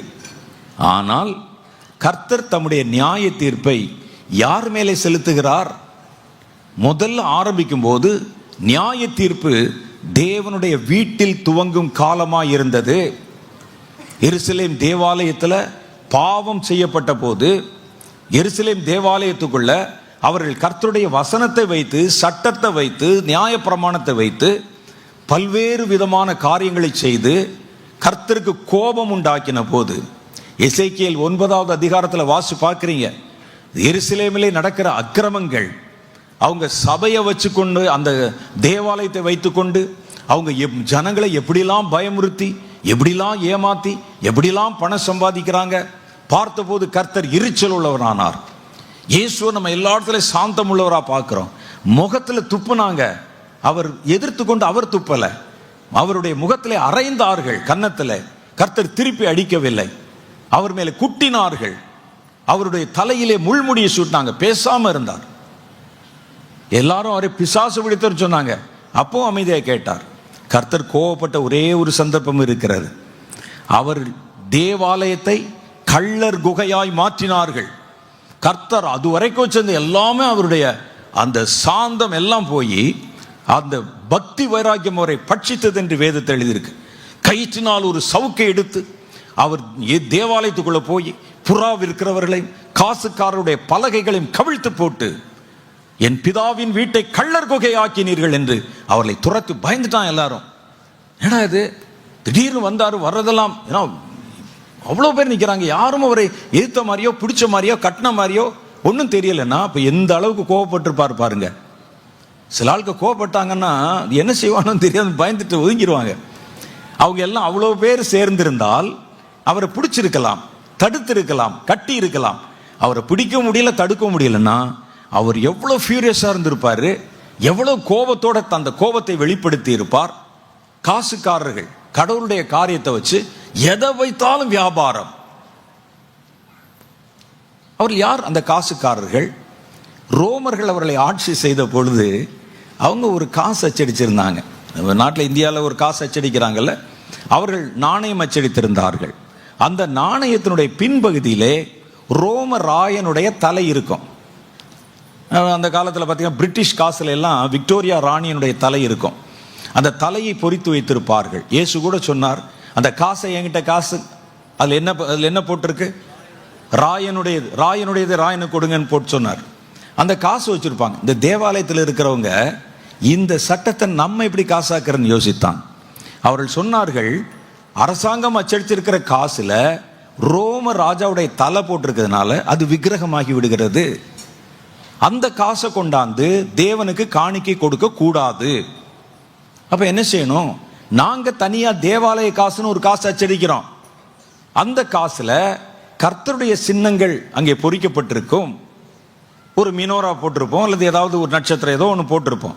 அது தேவாலய காசு. அப்ப நீங்கள் காணிக்கை செலுத்த வந்தால் வெளியே மணி சேஞ்சர்ஸ் இருப்பாங்க, அது பெரிய பெரிய காசுக்காரர்கள் இருப்பாங்க. அவங்க கிட்ட நாங்கள் தேவாலய காசை கொடுத்து வச்சிருப்போம். நீங்க என்ன செய்யணும்? உங்களுடைய அரசாங்க காசை கொடுத்து அதற்கு இணையாக ஈடாக தேவாலய காசை விலைக்கு வாங்கி அந்த காசை கொண்டு வந்து தான் காணிக்கை பெட்டியில போடணும். இப்படி ஒரு சட்டம். அப்போ என்ன செய்வாங்கன்னு கேட்டால் 10 அரசாங்க காசு கொடுத்தா தான் ஒரு தேவாலய காசு கொடுப்பேன் அப்படின்னு ஒரு சட்டம். இப்போ அமெரிக்காவில் $1 கொடுத்தா நம்ம ஊரில் 84 ரூபா கொடுக்குறோம் நம்ம. அது மாதிரி அந்த காசை நீங்கள் கொடுத்தால் நீங்கள் 10 அரசாங்க காசு கொடுத்தா ஒரு தேவாலய காசு கொடுப்பேன். இதுவும் அப்பப்போ மாறுபடும். ஒரு பண்டிகை காலம் வந்துச்சுன்னா நீங்கள் 100 தேவாலய காசு கொடுத்தா கூட, 100 அரசாங்க காசு கொடுத்தா கூட ஒரு தேவாலய காசு கொடுக்க மாட்டா, டிமாண்டை ஏற்றிக்கிட்டே போவாங்க. காசு இல்லை, இவ்வளோ தரியா அவ்வளோ தரியான்னு பேசுவாங்க. கர்த்தர் பார்த்தார். அப்போ சரி, இந்த காசை நீங்கள் மாற்றி கொண்டு போட்டுட்டீங்க. இதை அந்த ஆசாரியர்கள் எடுத்து என்ன செய்வாங்க, இதை மறுபடியும் கொண்டு போய் அரசாங்க காசாக மாற்றி நீங்கள் கொடுத்த அரசாங்க காசுகளை அவர்கள் செலவழிப்பார்கள். நீங்கள் தேவாலய காசு வாங்குவதற்கு கொடுத்த பணத்தை அவன் செலவழிப்பான். கர்த்தர் பார்த்தார். நான் அங்கே எப்படி அப்படி சொல்லவே இல்லை. ஒவ்வொரு நாட்டிலையும் கர்த்தர் அப்படியே வச்சிருக்கிறாரு. அந்த நாட்டு பணத்தை தான் கொண்டு வந்து காணிக்கையா போடுறோம். நம்ம இந்தியாவில் அச்சடிக்கப்பட்ட பணத்தை தான் காணிக்கையா போடுறோம். ஒருவேளை அதில் வேறு மத சின்னங்கள் போட்டிருந்தா கூட நீங்கள் அதைத்தானே காணிக்கையா போடுவீங்க. அதை மாற்றிடுவீங்களா? வேற வழி இல்லையே, அதைத்தான் போடுவோம். பாஸ்டர்லாம் அதைத்தான் கேட்பாங்க. சில ஊழியர்கள் பாருங்கள், பணம் எந்த வகையில் வந்தாலும் பரவாயில்லை என்று கூட காத்திருப்பாங்க. கொரோனா காலம் வந்தபோது ஒரு அறிவிப்பு கொடுத்தாங்க, நீங்கள் பார்த்தீங்களான்னு தெரியல, நான் பார்த்து சிரித்தேன். சாரி, கொரோனா நேரம் இல்லை, மணி மாற்றினாங்க பாருங்கள், பணத்தை மாற்றினாங்கல்ல. 2000 ரூபா செல்லாது, 1000 ரூபா செல்லாது, 500 ரூபா செல்லாது. சபையில் கொடுத்தாங்க, உங்கள் பழைய காசு எவ்வளோ இருந்தாலும் கொண்டாந்து காணிக்கை பெட்டியில் போடுங்க, நாங்கள் மாற்றிக்கிறோம் அப்படின்னு. ஆமாம், உண்மையில் நாங்கள் ஆள் வச்சிருக்கிறோம், அது மாற்ற முடியலையே. சில ஆளுக்கு கருப்பணம் வச்சிருப்பான் வீட்டில், மாற்ற முடியலையே, கொண்டாந்து போடு, நான் மாற்றிக்கிறேன். ஆனால் அவர்கள் அதில் மேன்மை பாராட்டுவது போல காண்பித்து கொள்ளையடித்தார்கள். கர்த்தருக்கு கோபம் வந்தது. ஆகவேதான் கர்த்தர் அதன் மேல் அவ்வளவு வைராக்கியமாய் இறங்கி வந்தார். கர்த்தர் தம்முடைய நியாய தீர்ப்பை தேவனுடைய வீட்டிலே துவங்குகிற காலம். எருசலேம் தேவாலயத்தில் பார்த்தீங்கன்னா வார்த்தையை வச்சுக்கிட்டு, நியாய பிரமாணத்தை வச்சுட்டு, சட்டத்தை வச்சுக்கிட்டு, புதிதாய் அவர்கள் சட்டங்களை ஏற்றிக்கொண்டு ஜனங்களை கொடுமைப்படுத்தி அவருடைய பணத்தை கொள்ளையடித்து மதத்தை காட்டி பயமுறுத்தி எருசலேம் தேவாலயத்தில் செய்யப்படுகிற தீமைகள், ஏலியின் பிள்ளைகள் எப்படி அந்த பாளையத்துக்கு வெளியே விபச்சாரம் பண்ணினார்களோ, கர்த்தருடைய வசனத்தை வச்சு வார்த்தையை வச்சு ஜனங்களை பெண்களை ஏமாற்றி அவருடைய ஐஸ்வர்யத்தை பறித்து இதெல்லாம் செய்து கொண்டிருந்தார்கள். கர்த்தர் பார்த்தார், என் தேவாலயத்துக்குள்ள இவ்வளவு தீமை நடக்கிறது. எசேக்கியேல் தீர்க்கதரிசியின் புஸ்தகம் 9வது அதிகாரம். எசேக்கியேலை கர்த்தர் அழைக்கிறார், மேலே வந்து பாருன்னு. அவர் ஆவியிலே எடுத்துக்கொள்ளப்படுகிறார். பரலோகத்தில் நியாய சங்கம் கூடி இருக்குது. தேவன் தம்முடைய சிங்காசனத்திலே உட்கார்ந்து இருக்கிறார். கர்த்தர் அழைக்கிறார், யார் அங்கே முன்னால வாங்கன்னு சொல்லி. அப்பொழுது தங்களுடைய கைகளிலே சங்காரத்தை செய்யக்கூடிய ஆயுதங்களை பிடித்திருக்கிற சங்கார தூதர்கள் வந்து நின்னாங்க. அப்ப கர்த்தர் அவர்களை பார்த்து சொல்லுகிறார், நீங்கள் புறப்பட்டு போய் எருசலேமின் வீதிகளிலே என் நியாய தீர்ப்பை செலுத்துங்கள். உங்க கண்கள் அவர்களுக்கு இறங்க வேண்டாம். அவர்களை என் ஜனங்கள் என்று நான் வேறு பிரித்து அவர்களுக்கு சட்டத்தை கொடுத்து, கட்டளையை கொடுத்து, பாதுகாவலை கொடுத்து, அவர்களை பராமரித்து காத்து கொண்டு வர அவர்கள் என்னை மறந்து பாவம் செய்து துரோகம் பண்ணாங்க. உங்கள் கண்கள் ஒருவனையும் தப்ப விட வேண்டாம். உள்ள இறங்குங்க, இறங்கி போய் வெட்டுங்க. வெட்டி வாலிபர்கள், வயோதிபர்கள், சிறுவர்கள், குழந்தைகள், பெண்கள், கன்னியர்கள், யாருக்கும் உங்கள் கண்கள் இறங்க வேண்டாம். அவங்களை வெட்டுங்கன்னு சொன்னார். அவர்கள் புறப்படுவதற்கு முன்னால வேறொரு தேவதூதன் அங்கே நின்று கொண்டிருந்தார். அவருடைய அறையிலே ஒரு மை கூடு கட்டி இருந்தது. அந்த காலத்தெல்லாம் இங்கு மை, அதை கட்டி கொண்டிருந்த சணல் வஸ்திரம் தரித்திருந்தார். அவர் போய் சொன்னாங்க, இவர்கள் போறதுக்கு முன்னால நீ முன்னால புறப்பட்டு போ. எருசலேமிலே எத்தனையோ பாவங்களும் எத்தனையோ விதமான என் வார்த்தைகளை கொண்டு பிரமாணங்களை கொண்டு ஜனங்களுக்குள் நடத்தப்படுகிற இந்த கொடுமையான காரியங்களை கண்டு ஐயோ நம்ம ஒன்றும் செய்ய முடியலன்னு நினைச்சு ஒரு கூட்டம் உண்மையான தேவ பிள்ளைகள் ஜெபம் பண்றாங்க. அவர்கள் அதற்காக பரிதபிக்கிறாங்க, மறைவிடங்களிலே கண்ணீர் வடிக்கிறாங்க. எருசலேம் சீர்கெட்டு போனதே, எங்கள் முற்பிதாக்கள் பார்த்து பார்த்து கட்டினதும், கர்த்தர் நேரடியா இறங்கி பேசினதும், கர்த்தர் கொடுத்த கட்டளைகளினால் உருவாக்கப்பட்டதும், தேவ மகிமை வெளிப்பட்டதுமான எருசலேம் தேவாலயம் பாழ்பட்டு போச்சே, நாங்க என்ன செய்வது என்று சொல்லி முழங்கால் படிட்டு ஜெபம் பண்ற ஒரு கூட்டம் இருக்கு. நீ முந்தி போய் அங்கே இருக்கிற கூட்டத்தில் ஜெபம் பண்றவங்களுடைய தலையில நெற்றியில உன் கையில் இருக்கிற மைக்கூட்டிலிருந்து தொட்டு முத்திரை போட்டு வை. அவன் அந்த உள்ளே இறங்கி முத்திரை போட்ட பிறகு, சங்காரம் பண்ணுகிற தூதர்கள் நீங்கள் இறங்குங்கள், உள்ளே வீதிகளிலே புகுந்து வெட்டுங்கள். யாருடைய நெற்றியிலே முத்திரை போடப்பட்டிருக்கதோ அவனை மாத்திரம் கிட்டி சேராதிருங்க, வெட்டுங்க. வாலிபர்களையும் வயோதிபர்களையும் கிழவர்களையும் வயோதிப பெண்களையும் ஆண்களையும் பெண்களையும் குழந்தைகளையும் எவனுக்கும் கண் இறங்க வேண்டாம் அப்படின்னு சொல்லிட்டு கர்த்தர் ஒரு வார்த்தை சொல்றார். இந்த சங்காரத்தை முதல்ல என் வீட்டிலே துவங்குங்கள் என்றார். அது வீதியில செய்யறதுக்கு முன்னால முதல்ல தேவாலயத்துக்குள்ள போ. அங்க ஆசாரியர்கள் இருக்கிறாங்க, பிரதான ஆசாரியன் இருக்கிறான், என் வீடு இருக்குது, வீட்டில் ஆரம்பி. கர்த்தர் தம்முடைய வீட்டிலே நியாய தீர்ப்பை துவங்குகிற காலம்.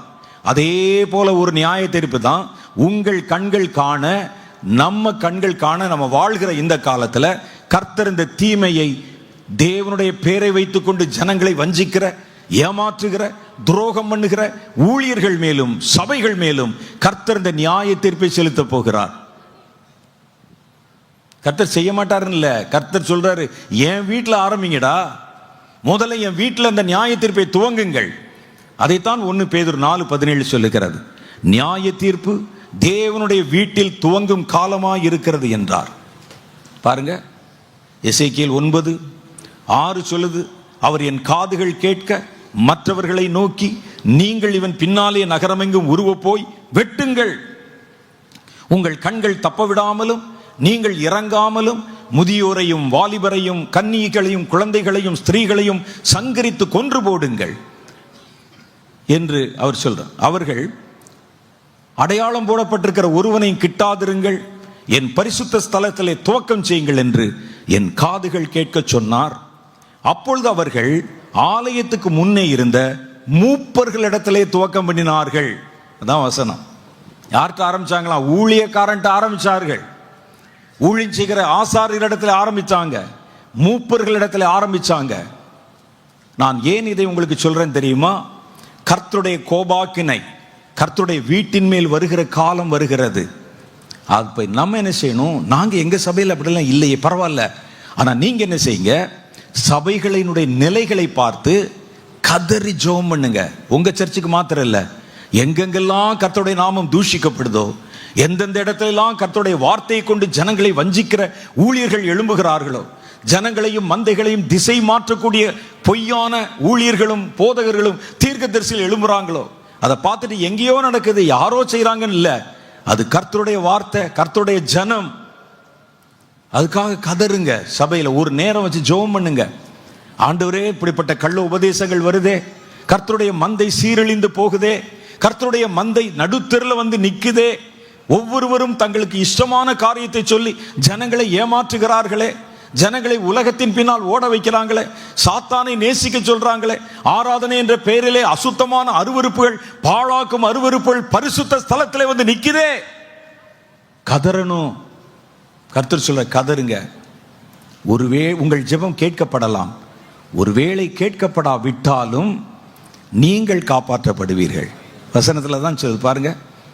அவங்க ஜெபம் பண்ணிட்டு இருந்தாங்க, அவனுக்கு தெரியாது எருசலேமில் இப்படிலாம் சீரழிஞ்சு போச்சே. எருசலேமில் ஒரு காலத்துல தாவீதும் அல்லது சாலமோனும் எங்களுடைய முற்பிதாக்களும் தேவாலயத்தில் மகிழ்ச்சியா போய் கொண்டாடின தேவாலயம் ஐயோ இப்படி நாசமா போச்சேன்னு சொல்லி அழுதாங்க. கர்த்தர் பார்த்தார். அவங்க ஜெபம் பண்ணி எப்படியாவது இந்த பட்டணத்தை பாதுகாவல் செய்யுங்க. ஆனா கர்த்தர் பாதுகாவல் செய்யல, அவருடைய நியாய தீர்ப்பை தான் செலுத்தினார். அப்ப இவன் பண்ண ஜெபம் கேட்கப்படல, ஆனால் அவர்கள் ஜெபித்தவர்கள் காக்கப்பட்டார்கள். ஒருவேளை உங்கள் ஜெபம் கேட்கப்படும், கேட்கப்படாவிட்டால் கூட ஜெபித்தவர்கள் நீங்கள் காக்கப்படுவீர்கள். உங்கள் சபை காக்கப்படும், உங்களுக்கு கர்த்தர் கொடுத்திருக்கிற ஊழியம் காக்கப்படும், உங்கள் ஜீவன் காக்கப்படும். எசேக்கியேல் புஸ்தகம் 9 அதைத்தான் நமக்கு கற்றுக் கொடுக்கிறது. இந்த பாவங்கள் பெருகி இன்னைக்கு ஊழியத்தில் பார்த்தா பயமா இருக்குது நமக்கு. யார் எந்த நேரத்தில் என்ன வந்து என்ன பேசுவான்னு தெரியல. ஓசியாவின் புஸ்தகம் 8வது அதிகாரம் 1வது வசனம் சொல்லுகிறது. அவர் சொல்றாரு தம்முடைய தீர்க்கதரிசியை பார்த்து, ஓசியாவே என் ஊழியக்காரனே, உன் வாயிலே எக்காலத்தை வை, அவர்கள் என் உடன்படிக்கையை மீறி என் நியாயப்பிரமாணத்துக்கு விரோதமாய் துரோகம் பண்ணினபடியினால் கர்த்தருடைய வீட்டின் மேல் சத்துரு கழுகை போல பறந்து வருகிறான்.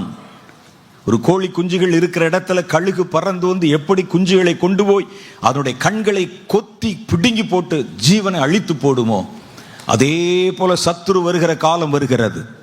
இதை நான் உங்களுக்கு மாத்திரம் இல்லை, இந்த வார்த்தைகளை கேட்குமோ அல்லது கேட்க போகிற எல்லா சபைகளுக்கும் ஊழியர்களுக்கும் சொல்லிக்கொள்ள விரும்புகிறேன்.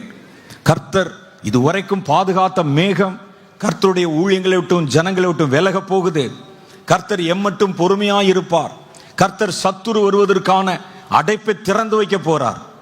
கர்த்தருடைய வார்த்தையை வச்சு ஜனங்களை வஞ்சித்தவர்கள், ஏமாற்றினவர்கள், போலியான அந்த பேலியாள்களுடைய ஆராதனை கொண்டு வந்து இதுதான் கர்த்தர் என்று நமக்கு காண்பித்து கொடுத்தவர்கள், மாம்ச வெறியையும் மாம்ச தூண்டுதலையும் காண்பித்து ஜனங்களை வஞ்சித்தவர்கள், இவர்தான் இயேசு என்று சொல்லி வேறொரு இயேசுவை நமக்கு காண்பித்தவர்கள். பவுல் சொல்றாரே, நமக்கு தெரியும் இயேசு ஒருத்தர் தான் இருக்கிறார்னு, ஆனா வேதம் சொல்லுது வேறொரு இயேசு இருக்கிறாராம். நமக்கு தெரியும் சுவிசேஷம் ஒன்றுதான் நம்ம நினைக்கிறோம், ஆனால் வேதம் சொல்லுகிறது வேறொரு சுவிசேஷம் இருக்கிறதா. நமக்கு தெரியும் தீர்க்கதரிசிகள் ஒரு, வேதம் சொல்லுது வேறொரு தீர்க்கதரிசி இருக்கிறானா. வேறொரு இயேசு, ஒரு தேவ தூதனாவது வானத்தில் இருந்து இறங்கி வந்து நாங்கள் உங்களுக்கு பிரசங்கித்த இயேசுவை விட்டு வேறொரு இயேசுவை பிரசங்கித்தால் அவன் சபிக்கப்பட்டவனா இருக்க கடவன். இன்னைக்கு இவர்கள் சொல்லுகிற இயேசு, இவர்கள் காண்பிக்கிற இயேசு உங்க ஜீவனை பத்தி கவலைப்படாதவர், உங்க காணிக்கை பத்தி மாத்திரம் கவலைப்படுகிறவர். நீங்க எக்கேடு கெட்டு போனாலும் அதை பற்றி கவலை இல்லை. உங்களுடைய நித்திய ஜீவனை குறித்து பேசாதவர். இப்படி ஒரு இயேசுவை தான் இன்னைக்கு ப்ரொஜெக்ட் பண்ணிட்டு வர்றாங்க. நாம என்ன நினைக்கிறோம், வெள்ளந்தியா இயேசுவை தானங்க சொல்றாங்க. இயேசுவாய் சொல்லுகிறார்களான்னு யோசிச்சு பாருங்க. திரளா பெருகிருச்சு, ஜனங்கள் அதைத்தான் விரும்புகிறார்கள். மைக்ரோ ஆராதனை, புதுசா இப்ப புது ஆராதனைகள். என்னங்க ஏலிம் சபைக்கு போனா பழைய மாதிரியே அப்படியே உட்காந்து பாட்டு பாடிட்டு அப்புறம் வந்து அவர் பிரசங்கம் பண்ணி அதெல்லாம் வந்து பாருங்க குதிச்சு ஆடி அப்படி நாங்க நடனம் ஆடி அப்படியே முகமெல்லாம் கழுவி விட்ட மாதிரி ஃப்ரெஷ் ஆயிருச்சே. எவ்வளோ பேர் வாலிபர்கள் கூட்டம் கூட்டமா எவ்வளவுதான் சொன்னாலும் கேட்க மாட்டேங்கிறாங்க. தீர்க்க தரிசனம் என்ற பெயர்ல இன்னைக்கு நடத்தப்படுகிற காரியங்கள், வேதம் சொல்லுது கர்த்தர் இதெல்லாம் பார்த்துக்கிட்டே இருக்கிறாரு. கர்த்தர் பொறுமையா இருக்கிறாரு. நம்ம சரியாத்தான் செய்கிறோம் என்று ஊழியர்களும் சபைகளும் நினைத்து கொண்டிருக்கின்றன. ஆனால் வேதம் சொல்லுது கர்த்தருடைய பொறுமைக்கு ஒரு எல்லை இருக்கு. கர்த்தர் எழும்ப வேண்டிய நேரம் வந்து விட்டது. ஆகவேதான் கர்த்தர் அதை சொல்றாரு, நான் இனி மௌனமாய் இருக்க மாட்டேன். என் வார்த்தை வைத்து துரோகம் செய்தவர்கள், வசனத்தை வியாபார பொருளாய் மாற்றினவர்கள், ஜனங்களை வஞ்சித்தவர்கள், என் ரத்தம் சிந்தி மீட்ட என்னுடைய ஜனங்களுடைய ரட்சிப்பை கேள்விக்குறி ஆக்கினவங்க, தங்களுடைய வயிற்றை நிரப்ப போராடின பெருவயிற்று நாய்கள், இவர்கள் எல்லாம் திரளாய் பெருகி நல்ல வசனம் சொல்லுகிற வார்த்தை சொல்லுகிற ஊழியர்களை மறைத்து போட்டு அவர்களுடைய பேர் முதற்கொண்டாய் வெளியே வராம நாங்க தான் கர்த்தருடைய பிள்ளைகள், தான் ஊழியம் என்று சொல்லி கள்ள வார்த்தைகளை கர்ப்பம் தரித்து பிறப்பிக்கிறவர்கள். நான் பார்த்துட்டு சும்மா இருப்பேனா? நான் சபையை சுத்திகரிக்கிற நேரம் வந்து விட்டது. ஊழியங்களை சுத்திகரிக்கிற நேரம் வந்து விட்டது. ஊழியர்களை சுத்திகரிக்கிற நேரம் வந்து விட்டது. நான் என்னுடைய அந்த கதவை பாதுகாத்து வைத்திருந்த கதவை திறப்பேன். சத்துரு என் வீட்டின் மேலே கழுகை போல பறந்து வருகிறான் என்று கர்த்தர் உங்களுக்கு சொல்ல விரும்புகிறார்.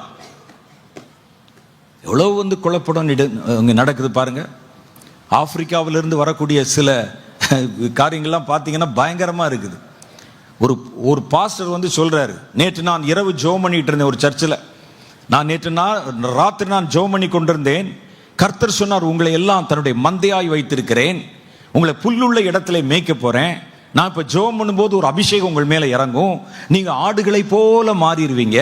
வெளியே நாங்க கதவை திறந்து வைப்போம். நான் எதையும் பொய்யா சொல்லலை, என்கிட்ட இருக்கு, அந்த கிளிப்பிங் வச்சிருக்கிறேன். கதவை திறந்து வைப்போம். வெளியே நம்ம சபையை சுற்றிலும் புல்வெளி இருக்கிறது. கர்த்தர் உங்களை அங்கே நடத்துவார். அந்த புல்லிலே உங்களுக்கு ஆசீர்வாதத்தை கர்த்தர் வச்சிருக்கிறான்னு சொல்லிட்டு ஜெபம் பண்றாரு. இருந்தாலும் ஜெபம் பண்ண அந்த அபிஷேகம் இறங்கும் போது முதல்ல முன் வரிசையிலுக்கு ஒரு 4 பேர் மேன்னு கத்தன ஆடு மாதிரி, பின்னால ஒரு 4 பேர். இது என்ன ஆடுகளின் அபிஷேகம்? இது வருகிறது உங்க மேல அப்படின்னா வந்துருச்சு. ஆளாளுக்கு குதிக்க ஆரம்பிச்சிட்டான். ஒரு தெந்த பக்கம் வேகமாய் 4 காலில் பாய்ச்சலாய் வெளியே ஓடி வெளியே இருக்கிற புல்வெளியில புல்ல மேய்றாங்க. எவ்வளவு ஆச்சரியமா இருக்கு பாருங்க. அந்த மனிதர்கள் எல்லாரும் என்ன படிப்பறிவு இல்லாதவங்களா? ஒன்றும் தெரியுமா அவங்களுக்கு? எவ்வளோ பெரிய டாக்டரேட் வாங்கினவன் படித்தவனா இருந்தா கூட மதத்தின் பேரால் ஒரு ஆளை சுலபமா ஏமாத்திடலாம். மதத்தின் பேரால. அந்த கலை தெரிஞ்சு வச்சிருக்கு. ஆடு மாதிரி கத்திட்டு வெளியே போய் மேய்ந்து கொண்டு வருகிறார்கள். நம்ம நாட்டில் தீர்க்கதரிசிகள் எழும்பி, ஆண்டவர் சொன்னார், தீர்க்கதரிசிகள் எழும்பி வியாபாரம் பண்றாயா? நான் பார்த்தேன், நம்ம தீர்க்க தரிசன ஊழியத்தில் இருக்கிறோம், பார்க்கணும். நான் பார்த்தேன், ஒருவர் எனக்கு ஒரு கிளிப்பிங் அனுப்பி வச்சிருந்தார். இந்த தீர்க்க தரிசனங்கள் எந்த வகையில் வருகிறதுன்னு கேட்டார் என்கிட்ட. நான் பார்த்த பொழுது அதில் பார்த்தா ஒருவரை நல்லா ப்ரொஜெக்ட் பண்ணுறாங்க. இவர்தான் 21வது நூற்றாண்டில் கர்த்தர் நேரடி அனுப்பின எலியா மாதிரி, எலிசா மாதிரி நம்ம ஊருக்கு அவர் வந்திருக்கிறது பெரிய பாக்கியம். அவர் கால் நம்ம ஊரில் வந்திருக்கிறது பெரிய ஒரு ஆசீர்வாதம். மழை பெய்ய போகுது, அப்படியாலாம் கொஞ்சம் பில்டப் கொடுத்து அவர் வந்து மேடையிலே ஒருவரை அழைக்கிறார்.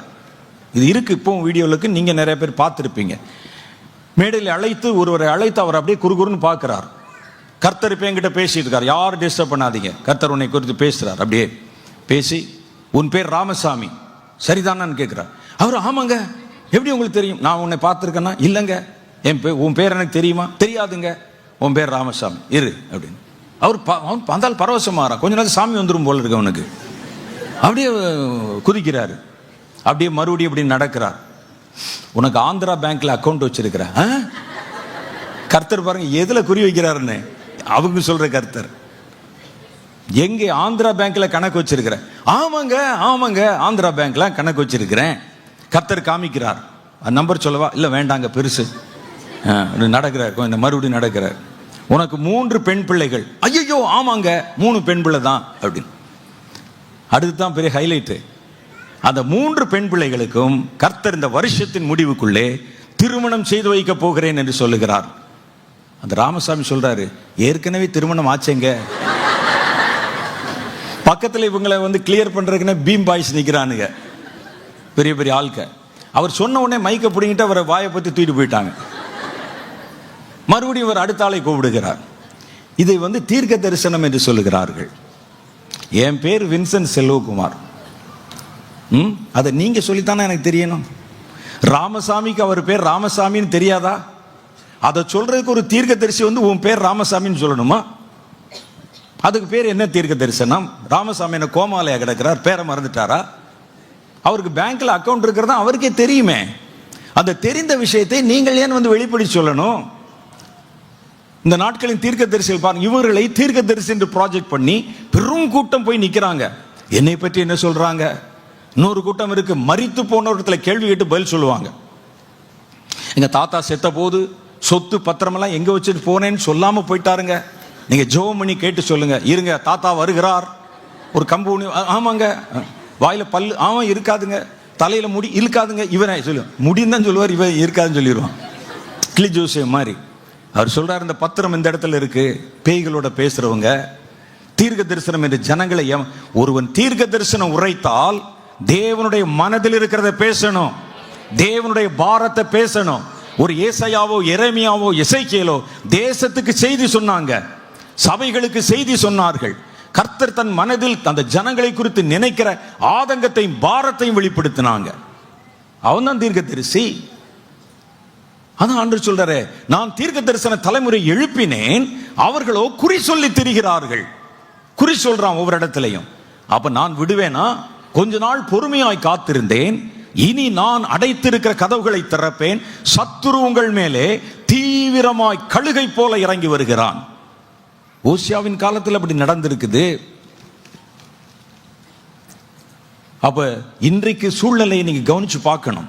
ஒரு நல்ல சபையில இருக்கிறோம் என்று நீங்க இதிலே திருப்தி பட்டுட்டு வெளியே நடக்கிற பத்தி கவலைப்படாம இருக்க கூடாது. கவலைப்படணும். அவர்களுக்காக நம்ம ஜெபிக்கணும். கர்த்தாவே, நீ ரத்தம் சிந்தி மீட்டு கொடுத்த வேதம் கரைப்படுத்தப்படுகிறது. நீர் சொன்ன சத்தியம் கரைப்படுத்தப்படுகிறது. தேவனுடைய கிருபை விலை பேசப்படுகிறது. எங்க சபையில் இல்லை, ஆனா வெளியே நடக்குதே.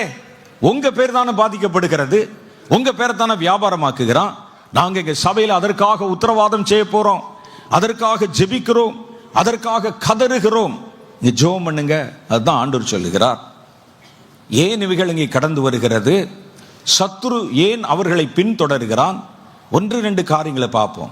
ஓசியா 8வது அதிகாரம் 3வது வசனம் சொல்லுகிறது, சத்துரு தேவனுடைய ஜனங்கள் மேல் வருவதற்கு காரணம் ஓசியா 8:3 சொல்லுகிறார், ஆனாலும் இஸ்ரவேலர்கள் நன்மையை வெறுத்தார்கள், சத்துரு அவர்களை தொடருவான்.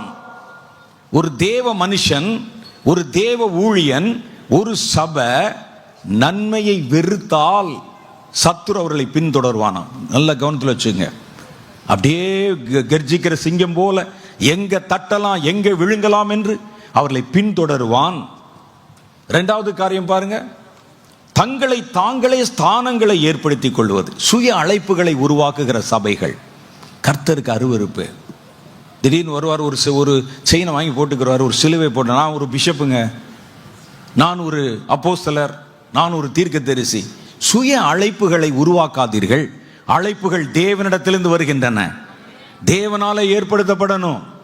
அவன் அழைப்பையும் அவனுடைய தெரிந்து கொள்ளப்படுதலையும் உறுதியாக்கும்படி ஜாக்கிரதையாயிருங்கள்.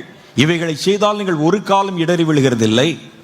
ஒரு 10 பேர் என் செய்தியை கேட்குறாங்கன்னு சொன்னோடனே நான் உடனே எனக்கு ஒரு ஸ்தானத்தை உருவாக்கி 10 விரலை மோதிரத்தை போட்டு நான் கர்த்தரால் எழுப்பப்பட்ட ஒரு பிஷப்பு, ஒரு தீர்க்கதரிசி, ஒரு அப்போஸ்தலன். இப்போ நீங்கள் சமீப நாட்களில் பார்த்தீங்கன்னா அப்படியே வந்துடுறாங்க. நிறையா டாக்டரேட் பட்டம் வாங்கலைன்னா ஊழியக்காரரை சேர்க்க மாட்டேங்கிறாங்க. எந்த யூனிவர்சிட்டியில் டாக்டரேட் பட்டம் கொடுக்குறாங்கன்னு கேட்டால் இதுக்குன்னு தனித்தனி யூனிவர்சிட்டி இருக்குது. நம்ம யூனிவர்சிட்டியிலலாம் சேராது. இது ஒரு வீட்டில் ஒரு 4 டேபிளை போட்டு வச்சுட்டு ஒரு ஆள் உட்கார்ந்துருப்பார். அவர் ஊழியக்காரர்களோட தொடர்பு கொண்டு, பிரதர், பாஸ்டர், உங்களுக்கு நாங்கள் டாக்டரேட் பட்டம் கொடுக்க விரும்புகிறோம், ஒரு 10,000 ரூபா கட்டினீங்கன்னா வீட்டுக்கே கொரியரில் கொடுத்துருவோன்னு சொல்லுவாங்க. நமக்கு உடனே ஆசைப்பட்டு, இருந்தால் நல்லது தானே, ஒரு போஸ்டரில் அடிக்கிறதுக்கு நல்ல பிரயோஜனமாக இருக்குமே அப்படின்னு 10,000 ரூபாயை நம்ம கட்டிட்டோம்னா அவர்களாய் ஒரு தீசிஸ் மாதிரி ஏதோ ஒன்று எழுதுவாங்க. அமெரிக்காவிலேயே ஏதோ ஒரு இடத்துல இது மாதிரி ஒரு பல்கலைக்கழகம் இருக்கிறது. அது டூப்ளிகேட், அது செல்லுபடி ஆகாது. அங்கே கொடுத்த உடனே அவர்கள் அச்சிட்ட ஒரு காகிதத்தில் உங்கள் பேரை போட்டு இவருக்கு டாக்டரேட் பட்டம் வழங்கப்பட்டது வேதத்தில் அப்படின்னு கொடுத்துருவாங்க. நீங்கள் அதை வாங்கி டாக்டரேட் பட்டம் போட்டுக்கிறணும். நிறைய டாக்டர்கள் இருக்கிறாங்க. இப்போ ஊசி போட தெரியாத டாக்டரு சபைகளுக்குள்ளே நிறைய டாக்டர். உங்கள் பேர் என்ன? நான் டாக்டர் ரெவரண்ட் ஸோ அப்படிம்பாங்க. ஒரு ஆள் என்னை விரட்டினான் சில வருடங்களுக்கு முன்னால். திடீர்னு ஃபோன் வந்தது. என்னன்னு கேட்டேன். உங்களை நாங்கள் டாக்டர் ஆக்கியே தீர்வோம். என்ன சொல்கிறீங்கன்னு கேட்டால், எனக்கு இது என்ன தான் நடக்குதுன்னு தெரியும், எனக்கு டாக்டரேட் பட்டம்லாம் ஆசை இல்லை. நான் என் பேருக்கு முன்னால் எதுவுமே போடுறதில்ல. வேறு யாராவது நோட்டீஸ் எடுத்தால் தான் தீர்க்கதரிசின்னு கூட போடுவாங்க. நான் போட்டேன் எதுவுமே போட மாட்டேன். அப்போ நான் அங்கே அவர்கிட்ட கேட்குறேன், அங்கே அதுக்கு அப்படின்னா என்ன பிரதர்னு கேட்டேன். ஒன்றும் இல்லை பிரதர், நான் சொல்கிறேன் அப்போ உள்ள ரேட்டுக்கு 8,000 ரூபா கட்டினா போதும், கட்டினா உங்களுக்கு வீடு தேடி நாங்கள் கொண்டு வந்து பட்டத்தை கொடுத்துருவோன்னு சொன்னார். நான் அவள் 8,000லாம் கட்ட முடியாது, நான் சொல்லுவது 85, 86 அவ்வளோலாம் கட்ட முடியாதுன்னு சொன்னேன். சரி பார்த்து போட்டுக்கலாம், 6,000 கொடுக்குறீங்களான்னு கேட்டார். இல்லை அதுவும் கூட கஷ்டம், எங்கள் ஊழியனுக்கு போகிற போகல. கடைசியில் நீங்கள் நம்ப மாட்டீங்க, 600 ரூபாய்க்கு வந்துட்டாரு. என்னை டாக்டராக்கி அழகு பார்க்கறதுல எங்கள் அப்பா அம்மாவுக்கு கூட அவ்வளோ ஆசை இல்லை, அந்த ஊழியக்காரருக்கு அவ்வளோ ஆசை. டாக்டர் வின்சென்ட்னு போட்டால் எப்படி இருக்கும்? அடடா, அப்படி இப்படி ஆனவங்க. இதில் எதுக்கு இந்த பெருமை? யோசித்து பாருங்கள். தங்களை தாங்களே ஸ்தானத்தை ஏற்படுத்திக் கொள்ளுகிறவர்கள். வேதம் சொல்லுது பாருங்கள், ஓசியா 8வது அதிகாரம் 4வது வசனத்தில், தேவனுடைய ஜனங்கள் நடுவில் இருந்த இன்னொரு பாதகம் என்ன? அவர்கள் ராஜாக்களை ஏற்படுத்தி கொண்டார்கள், ஆனாலும் என்னாலே அல்ல. அப்படின்னா யாரால? தன்னால. என்னால இல்லைன்னா தன்னால. அவர்கள் ராஜாக்களை ஏற்படுத்தி கொண்டார்கள், ஆனாலும் என்னாலே அல்ல. அதிபதிகளை வைத்துக் கொண்டார்கள், ஆனால் அதை நான் அறியேன். கர்த்தருக்கு தெரியாமலே. நீங்க டீக்கனா இருக்கீங்களா? வாங்க ப்ரோ. நீங்க எவ்வளவு வருஷமா இருக்கீங்க சபைக்கு? நீங்க மூப்பரா இருக்கீங்களா? சரி, உங்களுக்கு என்ன முடியெல்லாம் வெள்ளையாச்சு, ரைட்டு. நீங்க பெரிய மூப்பரா இருக்கீங்களா? நீங்க ஆசாரியரா இருக்கிறீங்களா? நீங்க புகை போடுறீங்களா?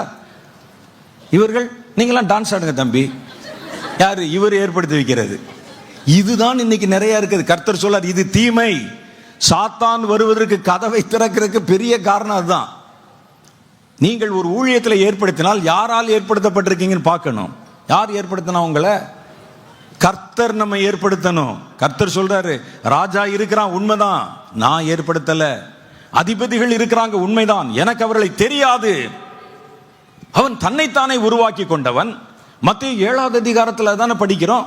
ஆண்டவரே, நாங்கள் அந்த நாட்களிலே தீர்க்க தரிசனம் உரைத்தோம் அல்லவா, பிசாசுகளை துரத்தினோம் அல்லவா. கர்த்தர் சொல், நான் உங்களை ஒரு காலம் அறியவில்லை. ஏன் அறியல? நீ வந்ததே எனக்கு தெரியாதப்பா.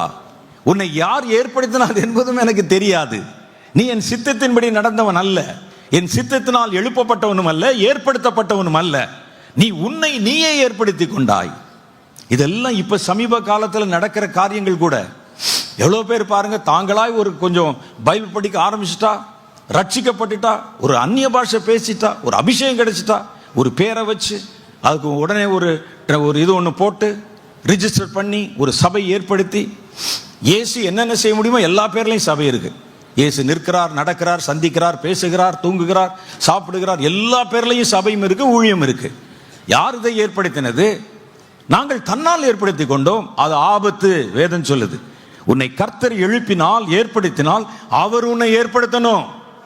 அப்படிப்பட்டவர் நீங்கள் எழுப்பிக் கொண்டீர்கள், உங்களை நீங்களே உயர்த்தி கொண்டீர்கள், பெரிய பெரிய ஸ்தானங்களில் அமர்ந்திருப்பதை விரும்பினீர்கள். ஆகவே நான் கதவுகளை திறந்தேன், சத்துரு என் வீட்டின் மேலே தீவிரித்து வெள்ளம் போல வருகிறான் என்கிறார். அதான் வேதம் சொல்லுது. இயேசு பாருங்கள், பிதாவுக்கு சமானமானவராய் இருந்தும் அதை கொள்ளையாடின பொருளாய் எண்ணாமல், பிதாவுக்கு சமம், அவர் அதை எங்கேயுமே வெளியே காட்டல. அவர் முற்றும் கீழ்ப்படிந்தவராகி, எபிரேயர் 5:4-5 ஆகிய வசனங்கள் அப்படி சொல்லுது. இவைகள் எல்லாம் இப்படிப்பட்ட குழப்பங்கள், குளறுபடிகள் இன்னைக்கு சபைகளுக்குள்ள, ஊழியங்களுக்குள்ள திரளா பெருகி இருக்கிறதுனால கர்த்தர் சொல்லுகிறார், சீக்கிரமே சபைகள் மேலும் ஊழியங்கள் மேலும் தீமை வருகிறது.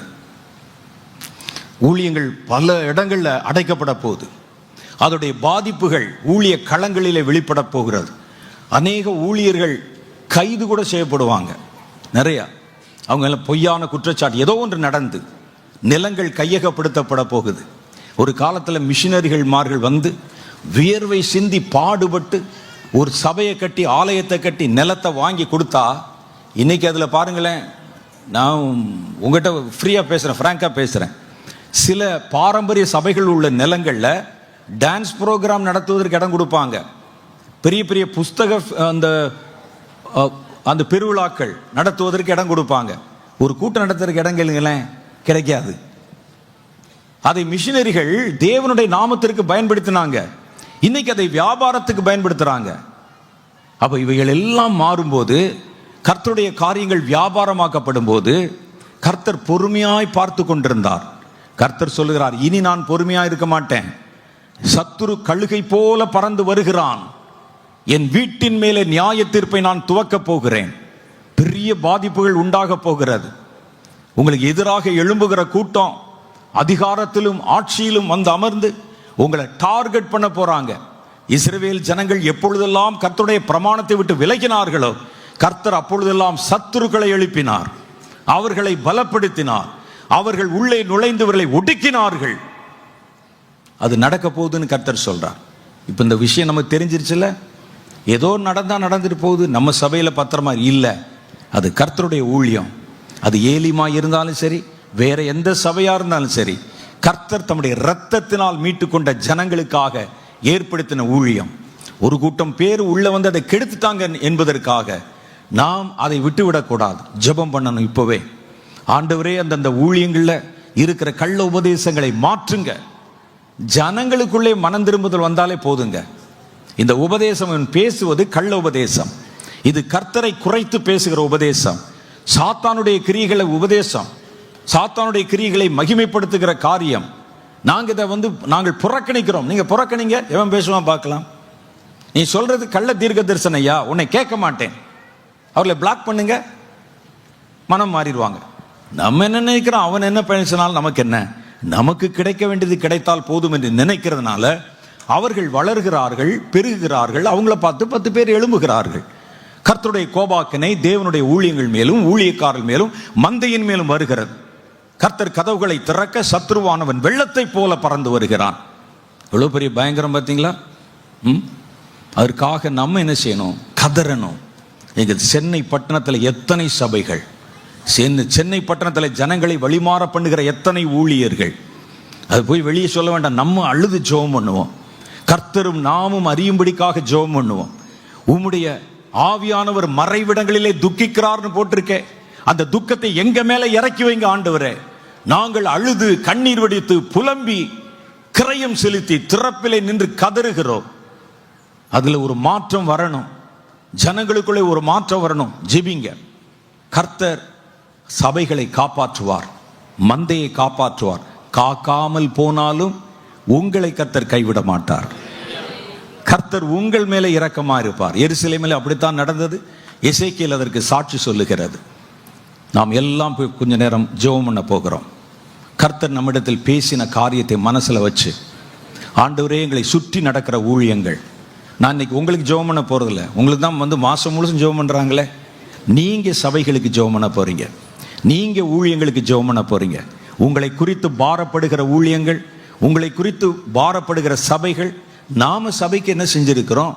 ஊழியங்கள் மேல் இத்தனை பெரிய தீங்கு வரப்போகுதே, ஆண்டவரே அந்த ஊழியங்கள்ல தீங்கு வந்தா அது எங்க மேலே தானே பாதிக்கும். நாங்க ஒருவேளை நேரடியாக பாதிக்கப்படாவிட்டால் கூட ஜனங்கள் எங்களை நம்பாம போயிடுவாங்களே, அப்புறம் நாங்க எங்க போய் சுவிசேஷம் அறிவிப்பது, எங்கே ஊழியம் செய்வது? நாம் எல்லாம் சில நிமிஷங்கள் கர்த்தருடைய பாதத்தில் ஜெபம் பண்ண போறோம். எழுந்து நின்று ஜெபம் பண்ண போறோம். Thank you Jesus. எழுந்து நின்று இன்னைக்கு நடக்கிற ஊழியங்கள் எல்லாம் உங்க கண்ணு முன்னால கொண்டு வாங்க. எங்கேயோ தீப்பிடிக்குது, எங்கேயோ பாதிப்பு வருது, எங்கேயோ வெள்ளத்தின் செய்தியை கேட்கிறோம், எங்கேயோ கர்த்தருக்கு விரோதமா பாவம் செய்றாங்க என்று நீங்கள் சும்மா இருக்கக்கூடாது. கர்த்தருடைய சரீரத்திலே அங்கமா இருக்கிறோம். எந்த இடத்துல பாதிப்பு வந்தாலும் அது உங்களை பாதிக்கணும். அதற்காக நீங்கள் திறப்பிலை இப்ப கதறணும். ஆண்டவரே, சபைகளை, ஊழியங்களை, ஊழியக்காரர்களை, ஆண்டவர் சென்னை பட்டணத்தில் இருக்கிற ஊழியர்களை, அதுல ஜனங்களை வழிமாற பண்ணுகிறவர்களை நினைவு கூர்ந்து இப்ப பாரத்தோட நாங்க ஜெபம் பண்றோம். நீங்க வாய் திறந்து பேசுங்க பார்ப்போம். வருஷம் முழுசும் உங்களுக்கு தானே ஜெபம் பண்ணிட்டு இருக்கிறோம். வருஷம் முழுசும் உங்களுடைய பிரச்சனைக்கு தானே ஜெபம் பண்றோம். சபை நல்லா இருந்தா தான் நீங்க நல்லா இருப்பீங்க. சபை என்பது நம்முடைய இரண்டாவது வீடு. சபை என்பது நம்முடைய இரண்டாவது வீடு. நம்முடைய வீடு பாதிக்கப்பட்டா எப்படி வீட்டில் இருக்கிறவங்க பாதிக்கப்படுவாங்களோ, ஊழியங்கள் பாதிக்கப்பட்டா கர்த்தருடைய பிள்ளைகள் எல்லாருக்கும் அந்த பாதிப்பு இருக்கும், அதனுடைய வேகம் இருக்கும். இப்போ நம்முடைய வீட்டில் அங்கே புகுந்த கொள்ளையர்கள், வீட்டுக்குள்ளே புகுந்து கரைப்படுத்துகிறவர்கள், இதோ மனம் மாறும்படிக்கு கர்த்தருடைய கோபாக்கினை வருவதற்கு முன்பாக, கர்த்தருடைய கோபாக்கினை வருவதற்கு முன்பாக, ஓ ரபா ரபா தபா, ஆண்டவரே நீர் எங்களுக்கு இரக்கம் செய்ய வேண்டும். கேட்போமா? வாய் திறந்து பேசுங்க பார்க்கலாம். எதெல்லாம் ஞாபகம் சொல்லுங்க பார்க்கலாம். ஆண்டவரே, அது எங்க பாவமாக நினைத்து அறிக்கை செய்கிறோம் சொல்லுங்க. Thank you Jesus, thank you Jesus, thank you Jesus. ஆண்டவரே எமக்கு ஸ்தோத்திரம். நிறுத்தாதீங்க கொஞ்ச நேரம், ஒரு 10 நிமிஷம். Thank you Jesus, thank you Jesus, thank you Jesus. தேவ ஜனமே பாவத்தில் விழுந்தே,